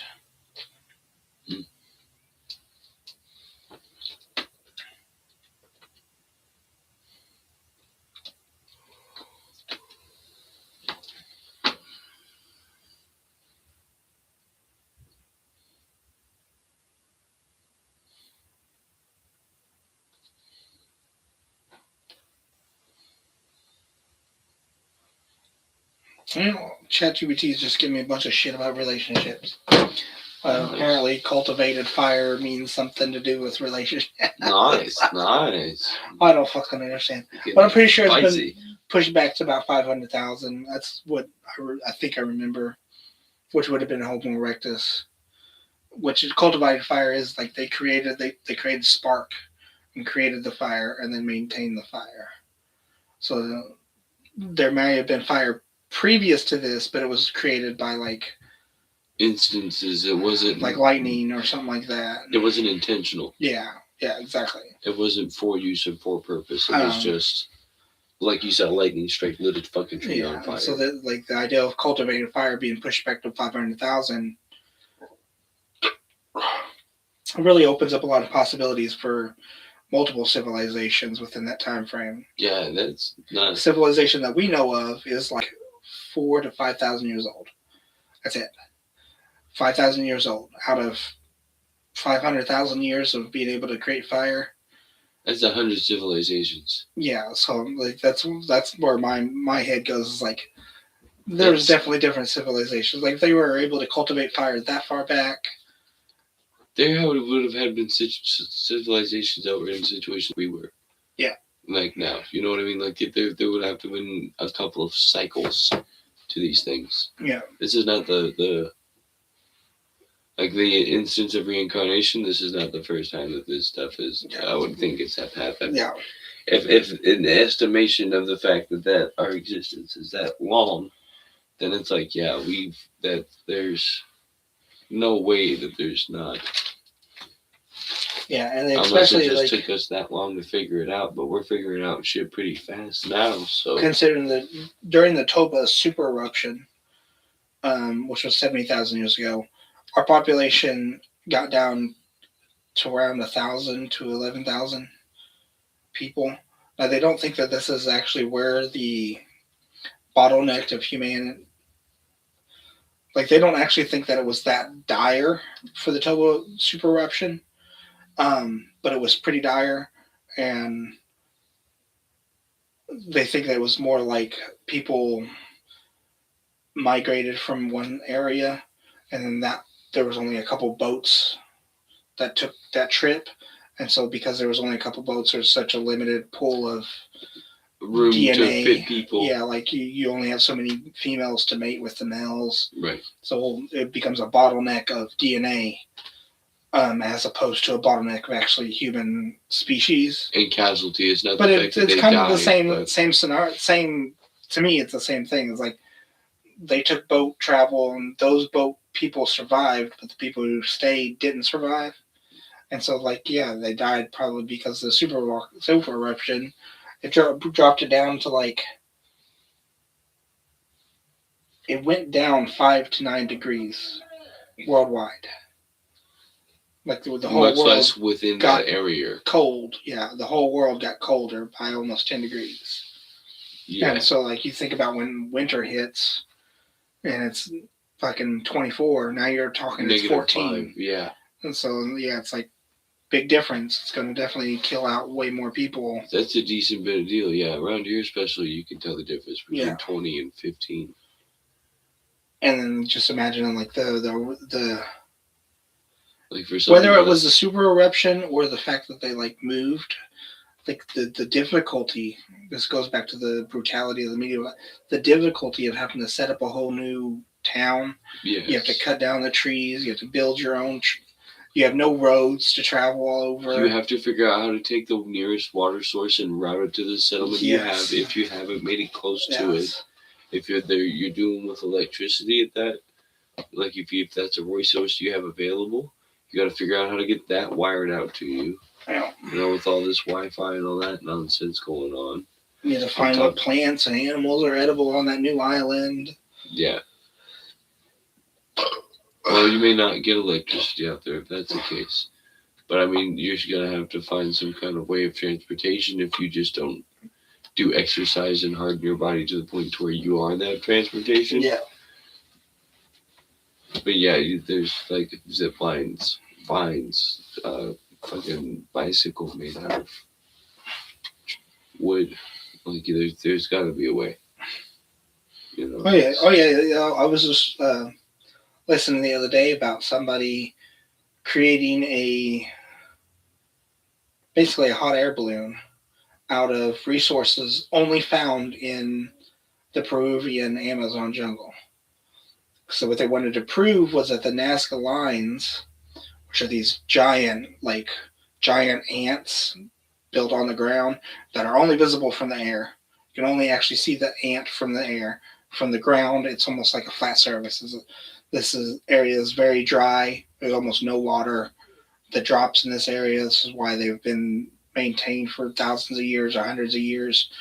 But basically, they built this hot air balloon out of materials in the Amazon to prove that the people probably had hot air balloons at the time that they created the Nazca lines. Yeah. This is the only way they were able to realize like what the structure was, you know. In order to be like, this is the Nazca lines, yeah. And so yeah, like the idea of that transportation is not just. It could have been a bike with vines, and after 100 years, the bike of vines disappears. Yeah, it's eaten back into the soil and everything like that. Yeah. It's just now a part of a funky, fucked up, fucking vine system. You know what I mean? It's just part of the tree branches at that moment. It's all gnarled back together. Yeah, because nobody's ever found a hot air balloon made by these ancient Peruvians, and that's because if it was made out of vines and stuff like that, it would have just been decomposed. Yeah, it would have, yeah, like at that point, it would have just been. It's dirt now, legitimately. It's back into being dirt. Like there's, and on that aspect of ancient civilizations falling into erosion or, um, uh, just the wear and tear of time, if you will. The like they're like the lost city of Atlantis. They found it, or guess, or found parts of it. But it's like they're starting to find cities underneath water. And I'm not saying mermaids exist. They may exist. It could have just been when the sea level rised, and that's where they made civilizations beforehand, before the sea level rised. And then when it did rise, it just eroded away till it became rock or sand or whatever the fuck is down there. Yep. But it's like you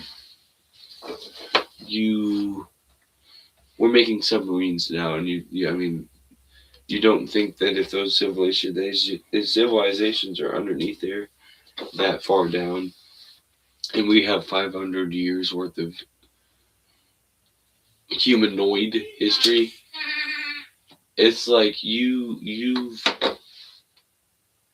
may not be a lost city much as it might have just been like a patch over of an era. You know what I'm saying? You know what I mean? Like in Britain when they used to make cobblestone roads, or they make the roads in the first place, or like here when they make the roads.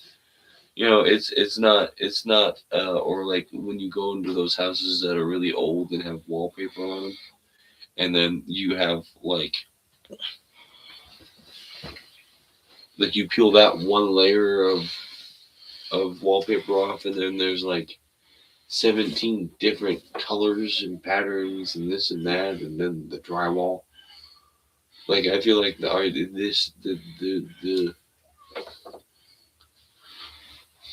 to that extent of things, I feel like it's very much just this is a petri dish of rinse and repeat until we ourselves, or the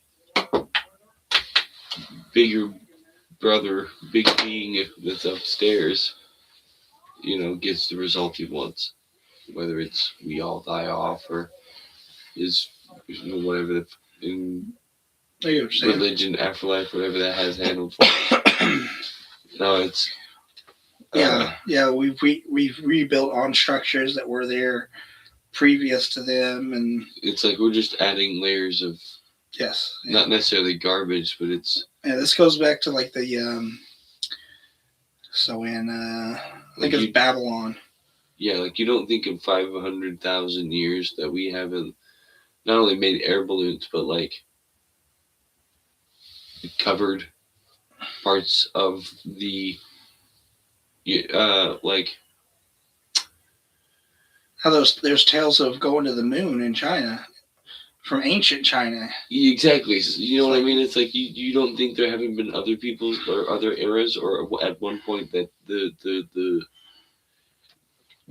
larger generation, like 10,000, 100,000 years ago, that at some point they also didn't explore the ocean fully, or go to the moon like you're saying, or like fucking document an adventure that scour the whole earth for all the landmarks.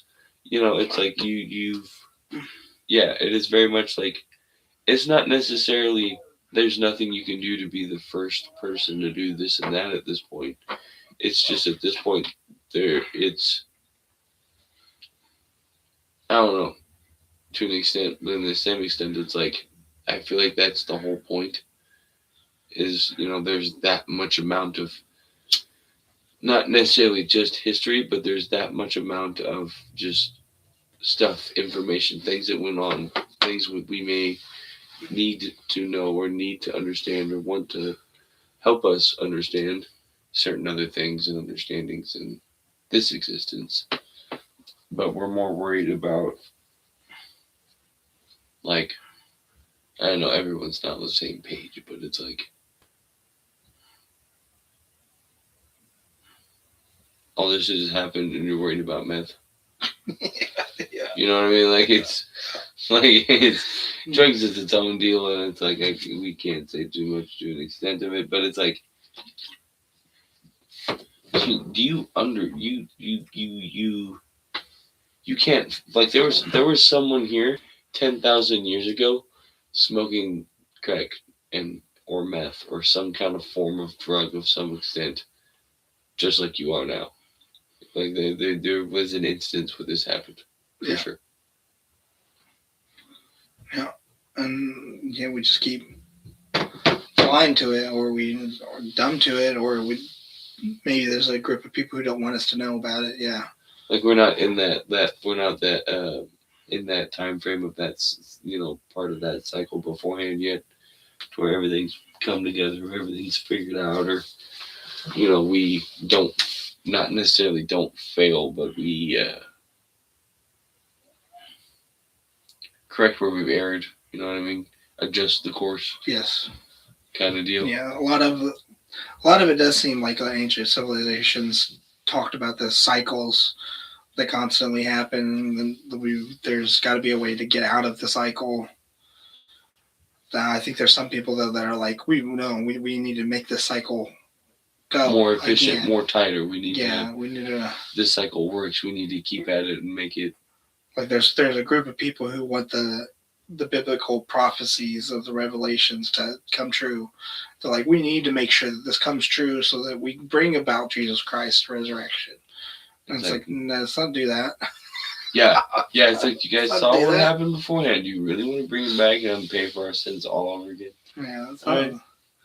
Like, not have that. Yeah, he's like the stepdad that gets pissed off because every time you get called into the room, he has to deal with you because you left a Lego out and the mom stepped on it. And he's like, go in there and deal with him. That stupid little shit can't learn. It's like, shut the fuck out. Just like, no, let's not. Yeah. Let's say we did, but But like the idea of building on top of stuff. This brings to the Trillathon stones. I think it's Babylon, it was Greece. They have it's not the Parthenon that's built upon it. I think it's the Temple of Jupiter. It's built on it. But these Trillathon stones are way up to 1,200 tons, and this is getting into millions of pounds, 1.5 to 3 million pounds of stone, and it's 14 foot off the ground. So these are 1.5 to 3 million pound stones that were moved before ancient Greece, because the ancient Greece temple of I think Jupiter is built upon these stones. Right. And there's no Roman account of we moved these stones that were massive. We've done this. There's no bragging about it or anything like that. So it's where did these stones come from? They must come from a previous time. How the fuck did they move them? Yeah. These are stones that we couldn't move. I feel like an that engineer many would be millions yeah, we're not doing that. No, they're like, that's gonna fuck up the Bobcat. Yeah, you would need multiple cranes. That would be like one of them jobs they do when they do the buildings. And you're moving them 50 miles from the quarry to the site, and then you're lifting them up 14 foot off of the ground to put it into place, and they're so close together that you can't fit a knife blade in between them. So that tight fitting of stones. And it just goes to the aspect of we build upon these older structures. Yeah, because obviously the Greeks built upon a structure that was older. We don't even know what its actual purpose was. Whether There's no written documents for it or anything. Yeah, it's it could be a tomb, the pyramids, or it's. This is funny. But this is funny, yeah, because the Great Pyramids, the general consensus is it's a tomb. It's but we haven't found no indication. Yeah, they're just of any tombs. There's not even no bodies, but all the other tombs of all the pharaohs, they all have hieroglyphics all within their tombs. They're covered in hieroglyphics. No ash, no soot, so that they don't they don't think that Cremate. they don't think they use torches to write these hieroglyphs in these rooms that there's no light in. They don't know how they lit these rooms up. Potentially, I think a electric light is what I think I mean, yeah. they used. But all these other tombs have all these hieroglyphs.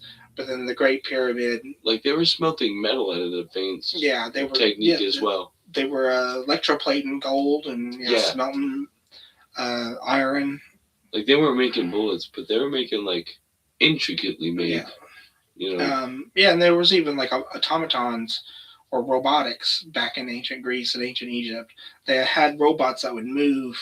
Yeah. And so it's like and that was based off of steam power, which is like, okay, if they knew that steam power worked, you don't think they made cars that were steam powered? Yeah. Or like vehicles? Vehicles? I mean? Like we managed to figure out a steam powered engine, and they figured out a steam powered human being. Yeah. They couldn't have figured out how to put whatever the fuck that was with some wheels on it. Yeah, exactly.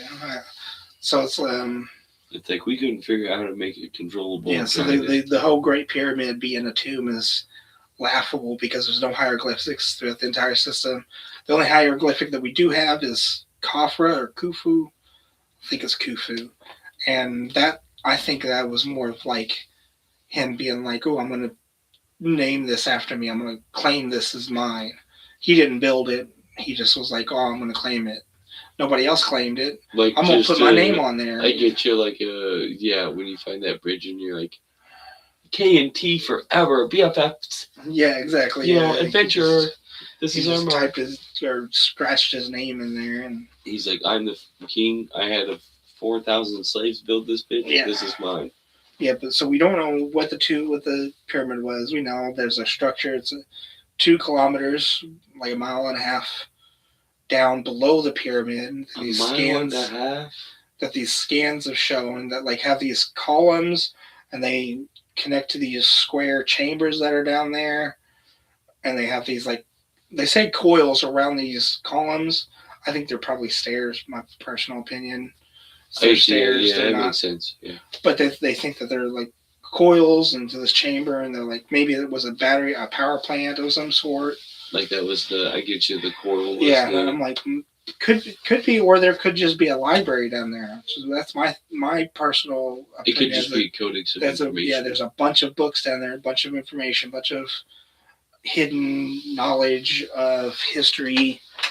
I mean, in all honesty, if that was, from what I understand, if it's not necessarily fortified, but if it's that kind of density and time to take care, effort and find detail into it, it has to be important. Some kind of, not necessarily wealth, but just worth or value. Yeah. I got to piss again. You're good. I might have to after you.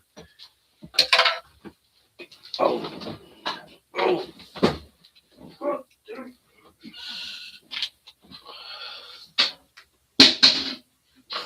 We are at the 2-hour marker, though.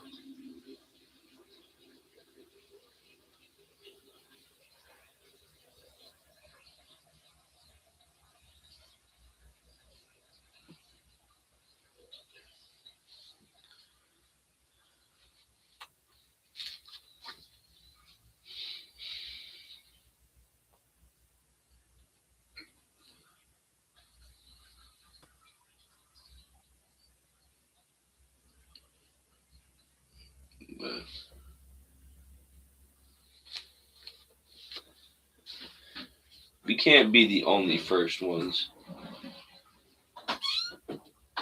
for everything. God damn it. I know. Already? Yeah. I know. I'm sorry. How you like that, bitch? I like it really well.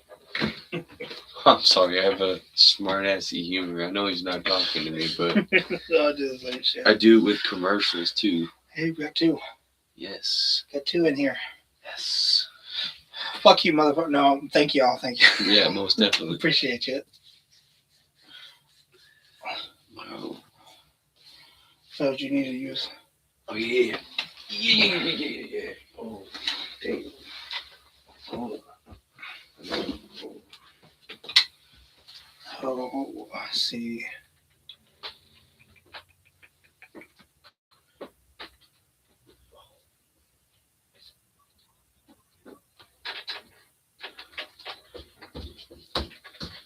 I'm trying to remember what the fuck the title this is. Like says no, big turd. Don't tell your friend that I'm under here, okay, Dada? Don't tell your friend, okay, Dada? Say so.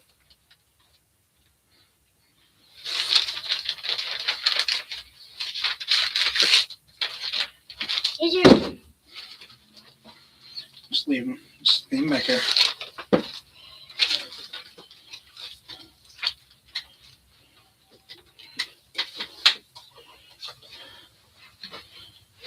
Yeah. Bringing this beautiful story here. Ain't nobody want to know about. It's fucking so depressing. But, so depressing. I don't see how anybody can think this would be a positive story. You're But almost done. somebody does. Somebody somewhere does.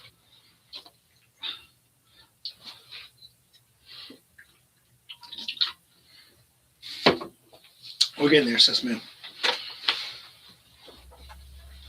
Sis Moo, come sit in here. What? Sit in here in front of the camera. I'm on the camera. Yeah, in front of the camera. Talk to him. Like right here?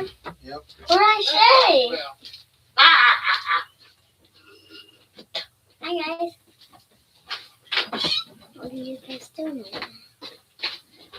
I don't know where he went. He told me to talk to them. You died. Oh my god. That's all I got to say.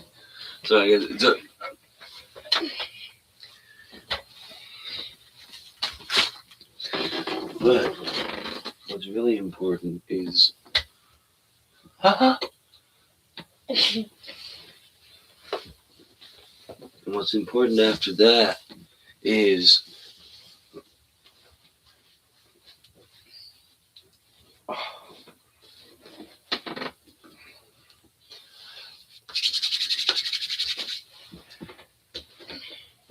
What's really important? nothing. It was suspense. Nothing is important. Everything's Oh, what is important. that?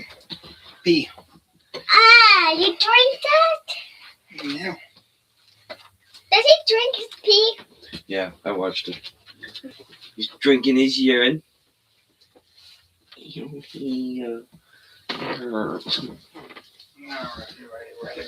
So you're actually drinking the pee? No, it's not pee. It's a drink from the fridge. What is it?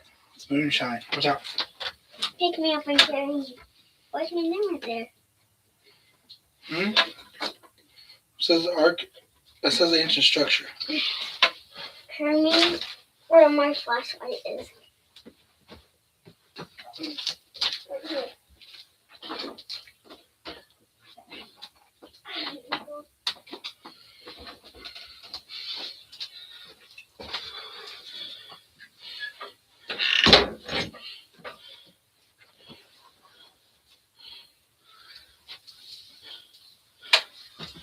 Yeah, that's what ancient structure. Okay. Yeah, we kind of covered that a little bit anyways.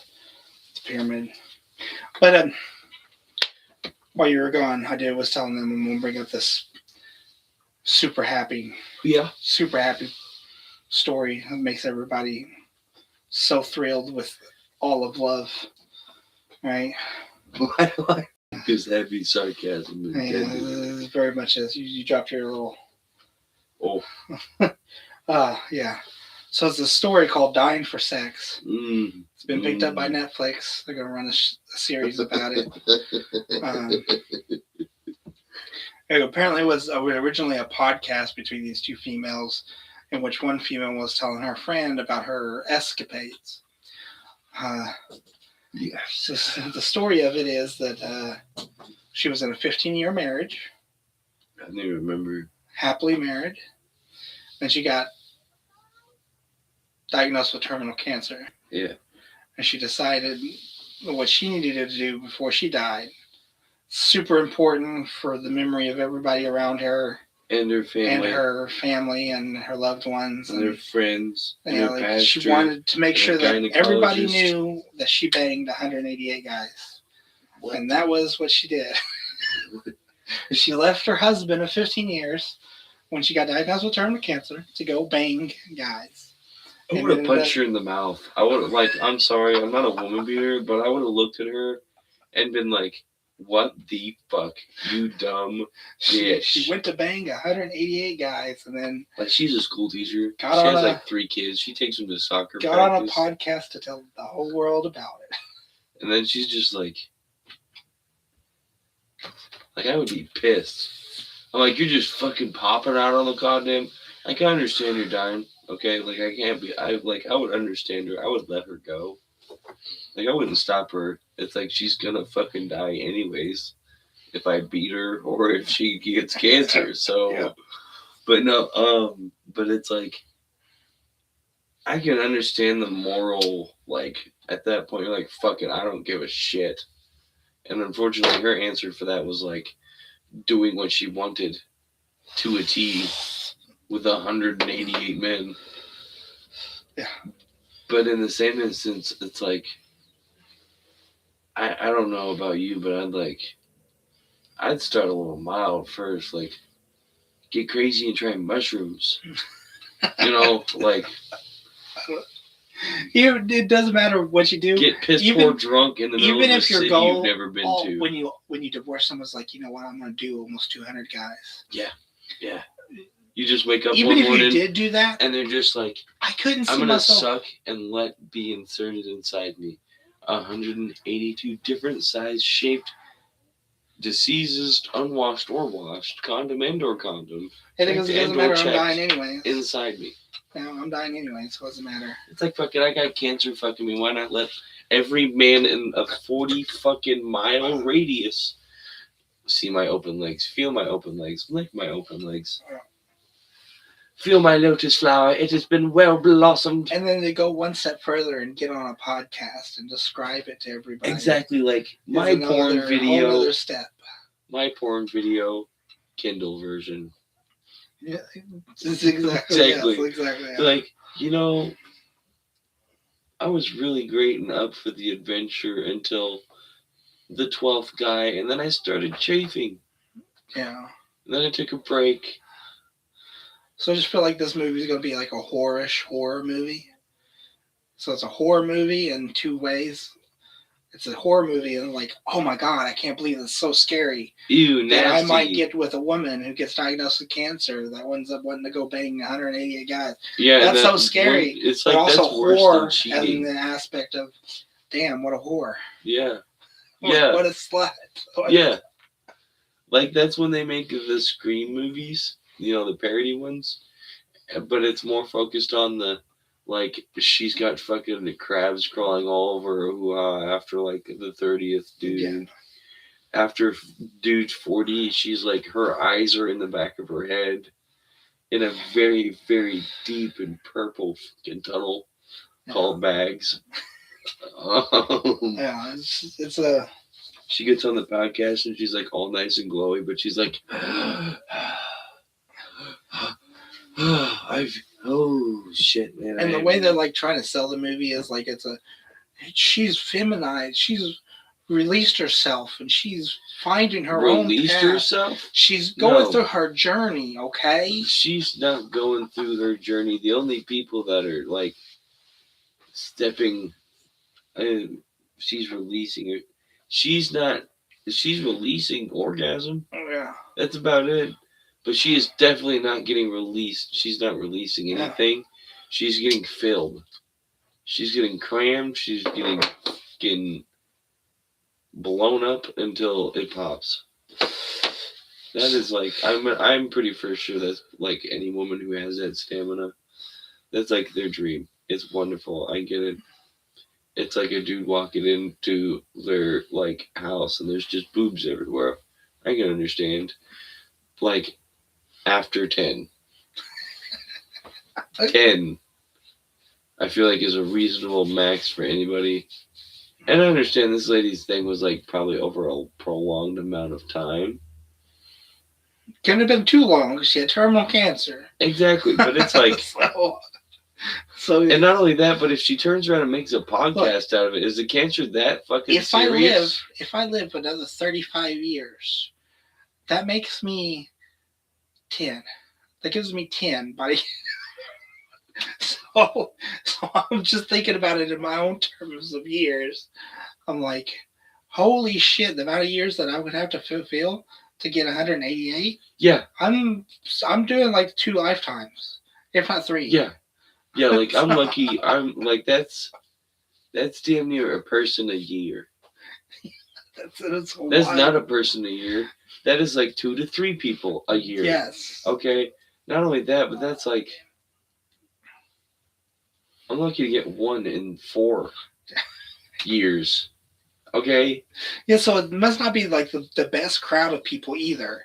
So she's just getting laid by fuck, guys. no, she probably went to like the local homeless clinic. Just It was like guys. she was just like, "Hey, how you doing? You want to go get laid behind the trash can?" Oh yeah, like you see this alley over here? Oh, you mean my house? Yeah, your house. Let's go get fucking goddamn it! Okay, Dan. Oh, like imagine her just going and walking outside her house for the first time, like it's like a Breaking Bad kind of thing. She has like a mental breakdown, and then she walks outside. And then she's like, you know what? And then the neighbor guy and the mailman, like they're just going out and like they're just doing their thing, and she's like, "You two, get over here!" And then she like rips her clothes off, and she's just like, "Ah."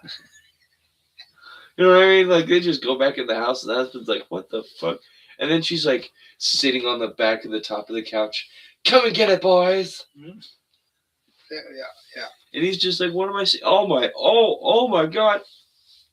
Yeah, in a 15-year marriage, that means this chick is not young. Yeah, no, like this lady has to she's be like at least 33, 40. At least 33. That's 15. That's 18 to 33. That's 15 years. Yeah. Saying she gets married at 18. Right. She's at least 33 years old. Right. I'm going to be like, yeah, I need to go fuck 188 guys. You do you, I guess, dumbass. When you get to the end of it and you're like, not only do I have cancer, I have chlamydia gossynovirus herpes fucking chlamydia crabitis. Invited to the funeral. So he comes to the funeral with 188 other guys. Yeah, they're just like... It's like, you're new. I haven't seen you. No, they all look at him and they're like, who are you? And he's like... I'm the one she left for you guys. Hey guys, I'm the one that started all of this. Hello. This is the idea of like her family being like, yeah, that's cool. I'm glad that you left your loving husband and then, for these guys that are just banging you. And the mom's like, oh, you do you, girl. You only live once. And the dad's like, it's okay, bud. We'll help you out. You'll find another one. We won't leave you hanging. I'm so sorry I failed you, brother. Yeah, he's like holding the son as he's looking at the daughter over the son-in-law's shoulder, and she's like, "You are fucking dead to me. You fucking skink. I didn't raise you to be this way. You fucking Yeah, how many of her dad's friends did she make? Sick. That's probably where she started. She was like, they all looked at me. I know it. And then she... With her fucking no hair having ass because she's got cancer. Imagine some of the positions where, like, they got to get real rough. Or, like, she might like it and you got to, you usually pull the hair because of the ponytail. So and it's like after her chemotherapy... Oh, instead of pulling on her ears, they do the clap around. Or they're like, no, that don't work. Fucking fish hooks. Just, oh yeah. But even worse, like instead of like pulling the hair, they just smack the piss out of the top of her head, like it's an ass cheeks. They're just like, yeah, oh. And she's like, "Ow, motherfucker! God damn, don't do that, bitch! Do you want this dick or not, bitch? Shut up. Dude, I'm 78. 78 out of 188. Do There's you want gonna be number more than 78 or just not? me. There's definitely gonna be another dude that does this. And she's like, no. 20 later, and she's like 170. And she's like, that motherfucker was right. You bitch. But I thought it was an interesting story to bring up. yeah, and The that's fact that like Netflix has taken the story and was like running with it. I We're don't gonna make a blame movie them. out of this. They already did Jeffrey Dahmer. Yeah, I guess so. Like, it's like fuck it. Next thing you know, they'll be doing the lady that makes the damn vagina yeast cakes. Yeah. And then they're like, it's okay, it's a supplemental vitamin. Like it's a supplemental meal. And then she becomes like the new Rachel Ray. What we're going to do today is bask, baker, put this in the fridge. Every intro to every video, you just see her with her like moist lips open with a fucking like heat lamp over it. Yeah. Like a lizard heat lamp over it, and you just hear the shit sizzling. She's like, sorry guys, you caught me in incubation. It's open music. Huh. Just the crackling of the pussy juices. Some people come to the restaurant for the chicken strips. Other guys, that one burnt a little, I'm sorry. Society's cooked. Society's not cooked. Society like that in hoo-ha that we just talked about is deep fried. Yeah. 20 leagues under the sea, deep fried. Or 20,000 leagues, whatever. It's like, I understand that people like, I guess, grasping at straws here. And that's even a worse thing as a company. Like, not only just for Netflix, but who as a major streaming TV company wants to be known as the people who took the story on the whore with cancer. Yeah. Like, you know what I mean? It's like, no one's going to sit there and be like... Well, they already created cuties. I don't know if you know what that was. Enlighten me. That was like some 10, 11-year-olds. Oh, yeah. Dressed up in like fucking whore clothes, dancing, shaking their ass. Like, they're school dancing. Like, they're dancing like the dance team. But it's very sexual. And they're like very young. I get you. And it was originally a French film. But they made it into a film for Netflix, and that was a bunch of controversy. I'm surprised Netflix survived from that, honestly, because it was a fucked up film.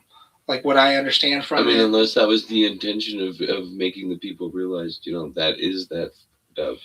Hopefully, that's what it was. That's what those people come away with it from. But I've always thought that little girls' dance teams are weird. The clothes that they have is like so skimpy, and it's like unless you're just ridiculous the kids dance, they age, should be doing it. If your kid's that age, I guess it's okay. What have you? It's you gotta learn that. Kind of stuff. It's some age of being introduced to it. I don't know. I don't think I could ever be okay with my daughter doing it. I would be like, no, but like if I had a daughter, I'm like, I'm sorry, no, you're gonna wear tights with I don't care if you got a fucking tutu with a pair of shorts. You're wearing leggings to your fucking ankles. Yeah. You're gonna wear a long sleeve underneath the thing. I don't care. All right. You want to dance? You want to spin around the air? You want to get fucking thrown by some fucking dude? Don't care. Do it while clothed in public. Yeah. Like you don't need to be thrown up in the air and fucking like. Oops-a daisy, my dog showed off one of my fucking lips, and now this 12-year-old kid in seat 12 is over here like, oh my god. And the dad next to him is like, fucking bring it on, where the dude's like shoving his finger in the chick's ass and smelling it afterwards. Yeah, it's like, and that's cheerleading. Like, what? Even cheerleading is like, oh, I don't know. It's. Yeah, like, I don't know. I feel like there's a lot of. For a place that's worried about uniform and decorum and yeah, that's a big thing about it. It's like and regulations, you have lines and safety. You can't have holes in your pants, but You can these fucking rules for the student conduct of dressing and shit like that, dress code. decorum, yeah. Yeah, but then when it comes to your dance class or your cheerleaders, you're like, oh, it's fine that the skirts are smaller than what they're allowed in school. The skirts are fucking lucky if they're not smaller than the poor gal's butt cheeks. Yeah, it's like, Much less Yeah. the shorts. And then, like in my year, they're like, well, we'll make the shorts longer, but make the skirt shorter. And it's like, why not just put a colorful hem around the top of the? what up, bro? See your message there. What up, bro? I've seen it for a minute. Hello.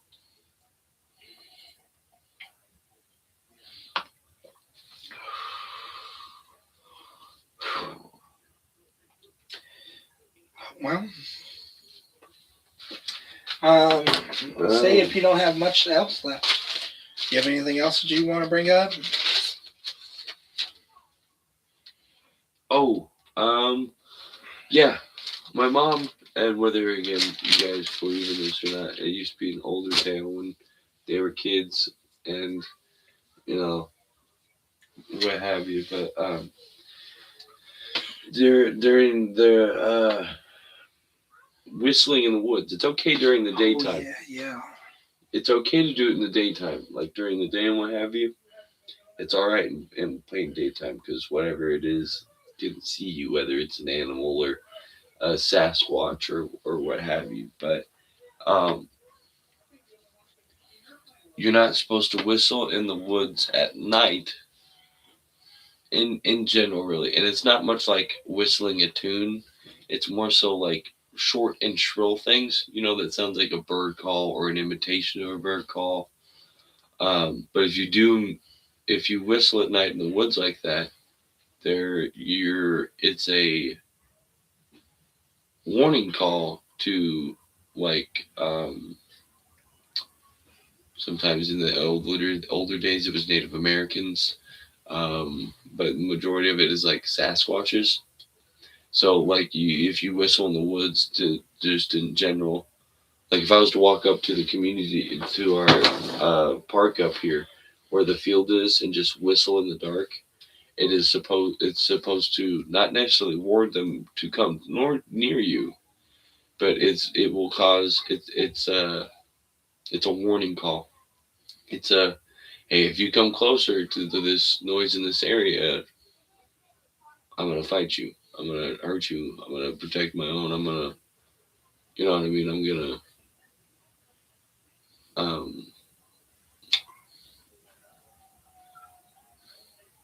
this is my territory. This is a warning. You know what I mean? It's before I show you who I am or where I'm at. This is the before words type shit. Yeah. I was just chat GPTing because I've heard of this before that Native Americans have, it says 60 to 70 distinct names for Sasquatch. Yeah. So there's 60 to 70 different names or descriptions or labels or fables that they give Sasquatch. Yeah. So the idea of like whistling and that kind of shit, Yeah. it ties within itself. But yeah, it's very much like a scavenger hunter kind of code or communication style. It's like you're in the forest, you hear these things, so you can imitate them. But for those of you that know that's you can tell the difference between the bird itself and what it sounds like coming out of that person's mouth. Get you. You know what I mean? It's there. I feel like you would get to the point to where so whistling in the woods in that way is like a challenge call. Yeah, it's like going out into the gang in the ghetto and like picking or going into the schoolyard or the prison yard and picking the biggest dude and just fucking kicking him in the nuts. Yes, yeah. It's not necessarily like a bitch slap or an offense, but it's like if you come any further, there is going to be reprehension. And the reason not to do it is because if you do it in the night, a 7 to 8 foot tall fucking 8 man will come and clean your face off with one good hand clap. Or always said if this. there's Native Americans in the area, you will get fucking chipmunk and gorilla I've tactic. always said this. Like ghosts are one thing. Like if I actually see visible sign that I know that was a ghost, I'm going the other way. Yeah. If it's a Sasquatch or a Bigfoot, I'm going towards it.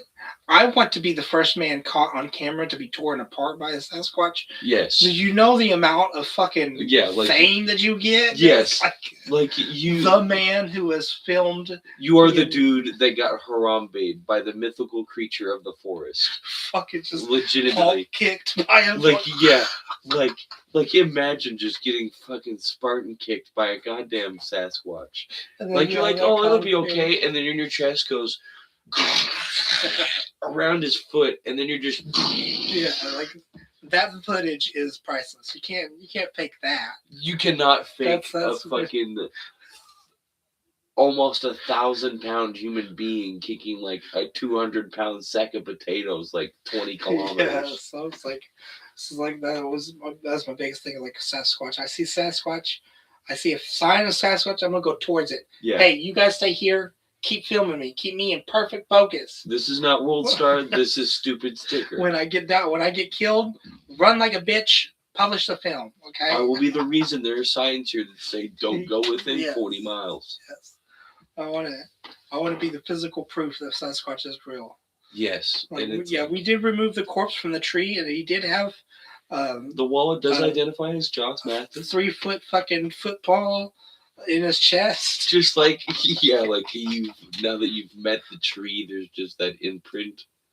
Oh my! But it's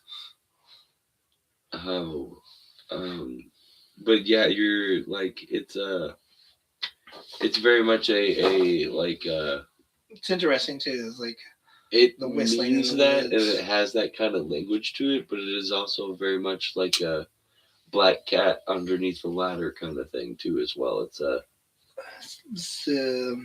superstition. If you hear it vice versa, it is maybe not necessarily an animal warning you or a human warning you, but it is very much one of those things where it's like, okay, maybe I might want to steer clear of this area a little bit. Maybe we'll backtrack and go back around.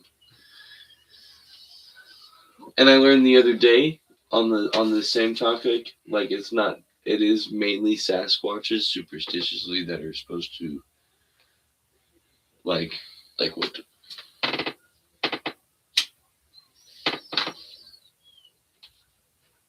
I'm pretty for sure it's dark outside right now. But if I was to go outside right now and go to the like on the railroad tracks, that kind of stuff, it's no bueno. Is it out or is it just? It's not out. No, it's just not one day. Oh, it's clogged. It's probably. It's not one day.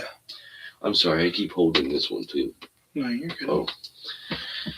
But if you hear owls hooting in the wood, speaking of bird calls and whispers and what have you, it is if you hear owls nearby, I learned this from one of our friends. The lady I went and go help the scooter with the other day, I learned from her that when you hear owls in the forest, like hooting and stuff, that means that there's other scavengers nearby. They're not necessarily like other prey, like coyotes, wolves. Huh. And I didn't like I've heard that before. Kind of same deal. He's like, you kind of stay away from them. They're hunting then. That's what my dad always told me. He's like, they're hunting. And I'm like, what's hunting? He's like, the owls. The night's alive. He said, you hear the owls. That's like when we get up in the morning and we hear the rooster call, but for the night. I'm like, oh, he's like, yeah, it's. You give it about an hour or two if you're out where there's no lights and there's no wilderness, you start hearing the coyotes howl and move around. And the Kelly, sure enough, was like, yeah, sure enough, a couple hours later, there was a coyote getting in a fight with one of the cows down the way, just trying to eat him, get what he wanted from him. And I was like, damn, all right. She's like, yeah, it was like, I've heard it. And I've seen it a couple times, and I knew it was real. She was like, but it was some gnarly stuff. She's like, nothing died. They didn't get hurt. Cow fucking kicked one of the. I think it kicked the cow. One of the cows kicked it in the head. Like, not killed it, but made it fucking stupid. Or made it more intelligent to be like, oh shit, what was I doing? Oh, that's not smart. Oh, That's too big. That's too big. That one little fucking made me see lights. I've never seen lights before.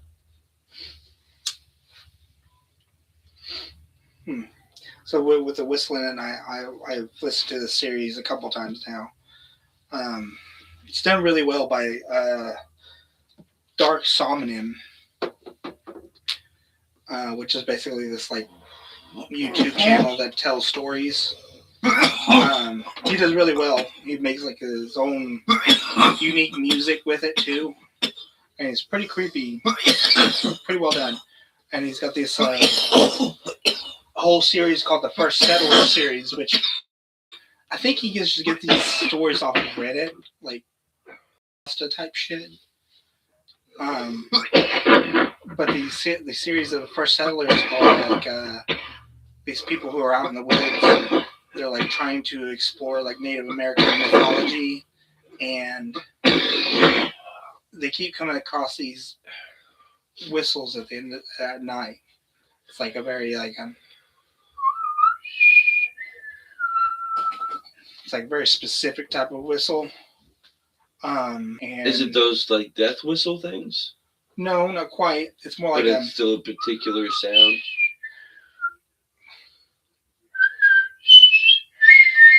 Something like that. I get you. But it's when I whistle, I inhale the air. Most people, when they whistle, they exhale the air. I don't know how to exhale the air and whistle.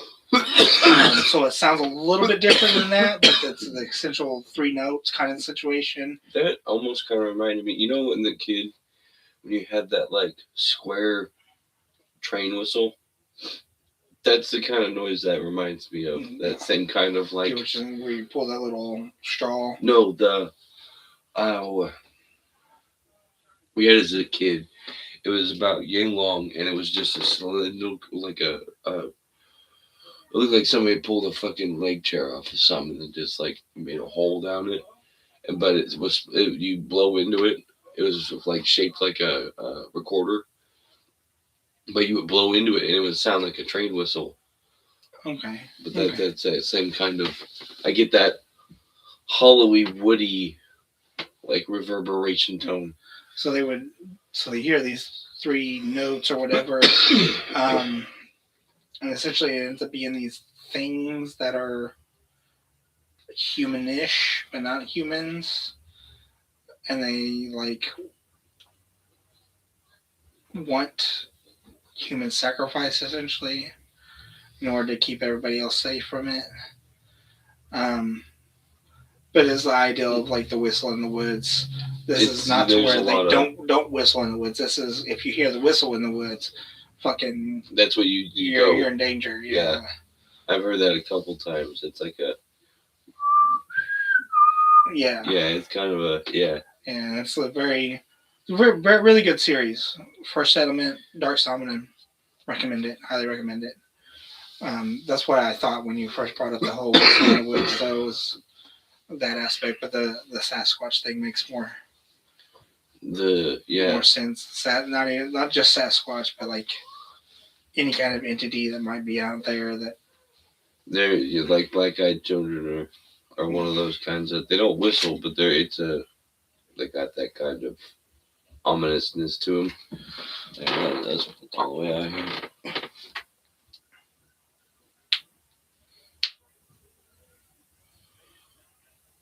What do you say? It says Wendigos and Skinwalkers are another reason not to whistle. Yes, my mom said that too. It's they're the same way as well with that.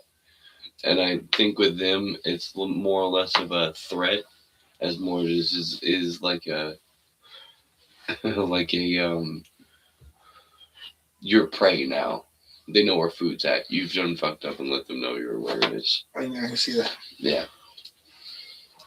For some of them, it's a don't do that, don't go here, don't do this thing. Other times, it's kind of a oh, okay. You've pinged me.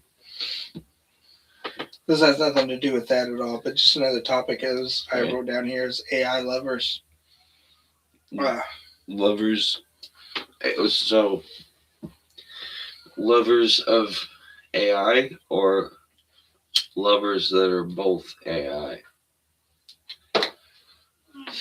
Bit of both. Because what I heard about was like the story of this woman who's protesting outside of the Luigi Mangioloni. I thought you were going to say the Luigi Mansion.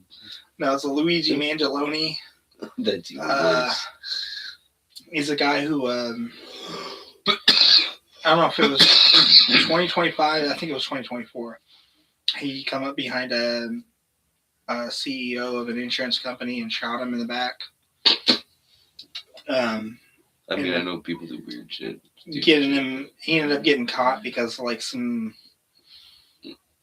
video showed him with his like hood up a little, just enough to see his face. Very attractive male. I mean, that makes it worse. I feel like you're very attractive. It kind of narrows it down. Yes, and so with him being very attractive, women have like they're like in love with him. Oh, is this where this whole started? Like, if you break into my house, if I break into your house, what started am I? Around that you time? do? Yes, a little bit of that. Yeah, a little bit of that. Yeah. I'm a villain arc, and it's I seen the video I seen was this kid woman with who was claiming to be married to an AI Luigi Mangioloni. So she's got his personality downloaded to this AI app, and she's in love with him, talks with him every day, is married to him. They have names for their future kids and everything like that. And so how does that work? She's just hoping that when he gets out of jail that the actual Luigi, will actually also love her like the AI does. So she's like hoping that the AI Luigi is literal Luigi. Yeah, like he doesn't have the memories of the AI Luigi, and so that when he gets out of jail, because eventually. So you mean to tell me she's banking on the hopes that the AI personality is exactly what the real personality is? That's what I think. And she'll just have to restart all that fucking work she just put into the fake relationship. Yeah, but she'll already have So she can just speed run it? Speed run it, yeah. So she can just this took me 6 fucking months to do it. I can do it in 3 now. I think that's what her theory is. That's what I kind of got from it. I don't know for sure. Can't say for this woman for sure. Like, I can understand that. I kind of feel that way. It's like I may have found someone that at the current moment, it's like they may have flaws, they may have this and that, but they are not necessarily perfect, but they're pretty damn close until something comes along that's better. And unfortunately, for my luck, not only does it probably not get much better than this, but there aren't going to probably be very many chances for that to actually sense of that moment have that happen. Yeah, so you take it for what you will kind of deal, but yeah.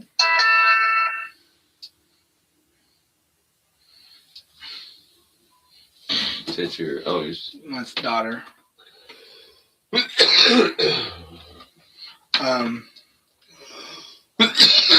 Yeah, so she's like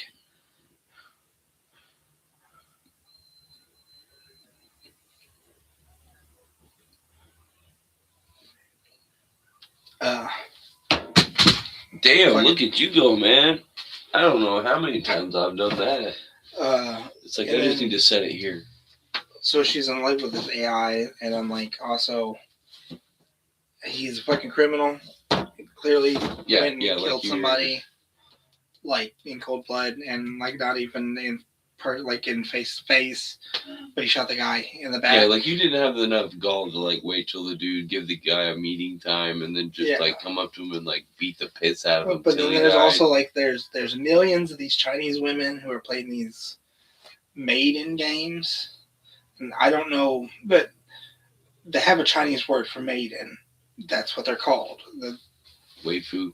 What some shit, I don't know. Waifu. But they're called maiden games, and essentially what they're doing is they're having AI boyfriends, and they're interacting with these AI boyfriends, acting like girls, damsels in distress, girlfriends, girls in distress, just playing out their whole romantic issue with this fake AI boyfriend. Right. But now there's businesses that will hire people to cosplay as these characters. And then make this situation real. Yeah, you date them. You go out on a date with somebody who's cosplaying as the character you just created. That you love. Yeah. And a lot of these cosplayers end up being females who are also into this situation. So they're like other females who also play the AI games. And so they dress up as males to satisfy these females' needs of feeling like they are on a date with somebody who's real. And my whole theory is just pay somebody to hire somebody to find a real date for you. How about that? I think they have that. I think it's called eHarmony. No, but what are you doing? Yeah, you've taken these fake males that aren't even males. You've taken I want dick, but I don't want to go to this actual source of real dick to the next fucking extreme. Yeah. Okay. So it's this concept of you've doubled back on yourself ridiculous. Just to be yes, I still need penis, but I want it to be a specific type. Yeah. Specific. Those people that are I need a steak that is vegan friendly, gluten free, fat free, fucking blood free. Don't harm the animal when you get it. Yeah, it's you gotta. The cow can't have autism. It's gotta be a perfect cow of 140,000 pounds, and fucking it's gotta come out of the ass on the right side. Yeah. Type shit. And I'm not gonna really eat it. I'm just gonna eat a holographic version of it. That is the opposite. That's instead when you take away the holographic image, it's actually a horse. Yeah. You there you go. Yeah. It's just you with a mirror. It's just you with a mirror. Yeah. It's just you and then just a mirror. Yeah. That's it.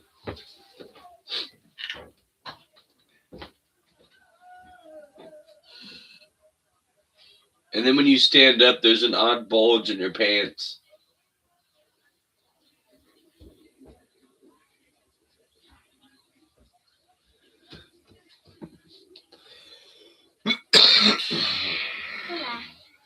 Oh no, she's back. Oh no, I tell you what. Oh no. Oh no. Daddy, wait! Never mind. Ray took Bonnie the Barbie everywhere he went. He took her into the bathroom. When he was sleeping, he kept her by his side. And he even had her at the table when he was eating breakfast. Ray really tried to keep Bonnie the Barbie. I seen your turd butt.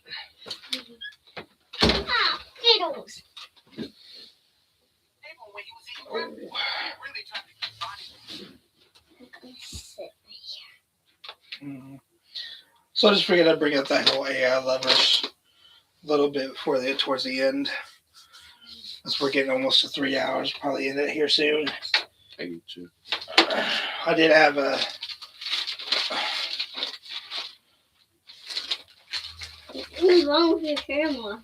Nothing's wrong with my camera. No, when I'm turned, look. Look, I'm doing it right here, but it's doing it on the other side. I don't know what you're talking about.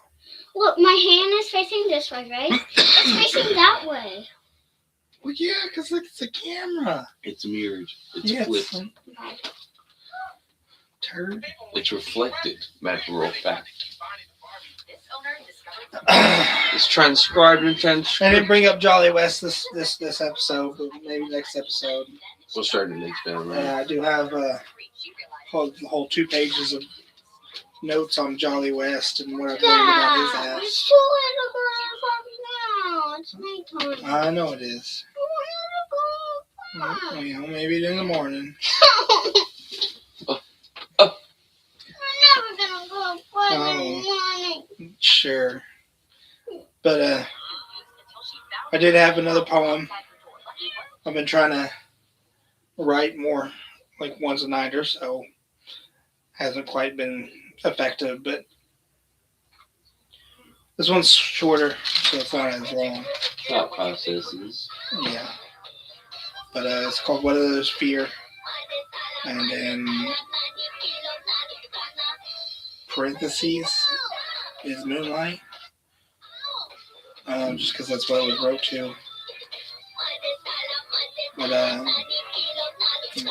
might be a short king, but I'll look you right in the eyes and tell you're more perfect than a flawless night sky. And yeah, I've got issues, but I feel like I'm the right guy to treat you as you deserve, as my queen, and like a knight I would die. Just to honor your glory, your name upon my tongue, like the sweetness from your lips. Such stories are spun, such tales are that are sung to the old and the young. It's a romance like that upon which my hopes are hung. I'm like the moonlight, not perfect nor pure, but I'm sweet and soothing, caring to my core. Reflect your perfection back at you and reveal even more, like the constellations of your soul. I can show you how your limits are so vast, no one galaxy can contain the potential within you. It's like a bottomless beauty vein. Yeah, you put me to shame along with everyone I can name. Monroe, Robbie, Aniston, Jolie, they all look so plain. Next to you, my supernova, the sunlight after rain. You're like a color I can't describe, a blue purple peak flame. Hope to hold your hands insane, yet I dream of it the same. The odds are astronomical, yet I'll still play Venus's game. Because I can't play it safe when it comes to my passion. Extra, extra, I do too much. That's just my heart's passion. Fuck a fall, I jump head first. Still stay smart as a smashing. I'd fight the feelings from my gut, but that's just a reaction. Because I'm okay to be hurt as long as I don't regret my passion. At least I followed what others fear, the hope that my dreams might actually happen. Yes. There's been a song kind of like that. It's called, been listening to a lot of rock here in a minute. So it's by Motionless in White. It's called Cyber Hex, which I don't know why they call it that. It really doesn't have like anything to do with the overall kind of like meaning of the song. Like if you listen to it, it's really just like the determination to keep going and doing what needs to happen, whether it's like money or dreams or whatever. But at the end of the lyric, the dude's like, just so I can kiss her on the lips. It's like, yeah, he's like, I'll fucking die, but I can't die until I kiss her on the lips. But all I want to do is kiss her on the lips, and then I'm good to go. Like, oh, fucking bring the moon back and whiplash it back into God's face. Like, I will piss on every grave in existence. Type shit. And he's just like, I just want to kiss. I'm like, all right, dude. I feel that. That's so rare right there. It's like, you might be aggressive about it, but you'll throw your coat down and like help her across the puddle. Yes, yeah. Type shit. Yeah, it's like. That's what I hope when the feminist conversation comes up, that I can explain to you is that like, yeah, like I very much feel like women have a place that isn't where they are now societally. They that can't doesn't be. mean that doesn't mean that they don't They aren't have allowed. importance. Yeah. Or like, yeah, that they don't like. There isn't value that they aren't, doing right. That they need to be and taken not just out value, of it. but like extreme value, like the most superb value, which comes with Like there's like, some the of way this I shit they write do better poetry than anyway. us. In the general, like, yeah, and that's There that's are like- words to describe that's about it. a girl, but there's another girl that I'm like interested in that's kind of showing interest here lately that I'm hoping to get her number here soon. I get you.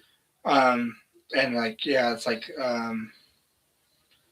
it's interesting that I can write this about one girl, but that doesn't make it like what you were talking about. Like, at least you'll have these poems written about a girl for a girl in the Right. future. And I was like talking to Kim about this, and I was like, yeah, no girl wants a poem that was written about another girl. Yeah, no, wrote to them. no. And I mean, You have to kind of lie to them and be like, no, I wrote this about you, babe. yeah, this is a different point of view. I saw at a different point in time. Yeah. You might have not been that girl at that moment, but the end result of this Yeah, was so, created from this. all right. Appreciate y'all. Yes, yes. Y'all are great. Share, subscribe, like, all the good shit. Do it. Do it.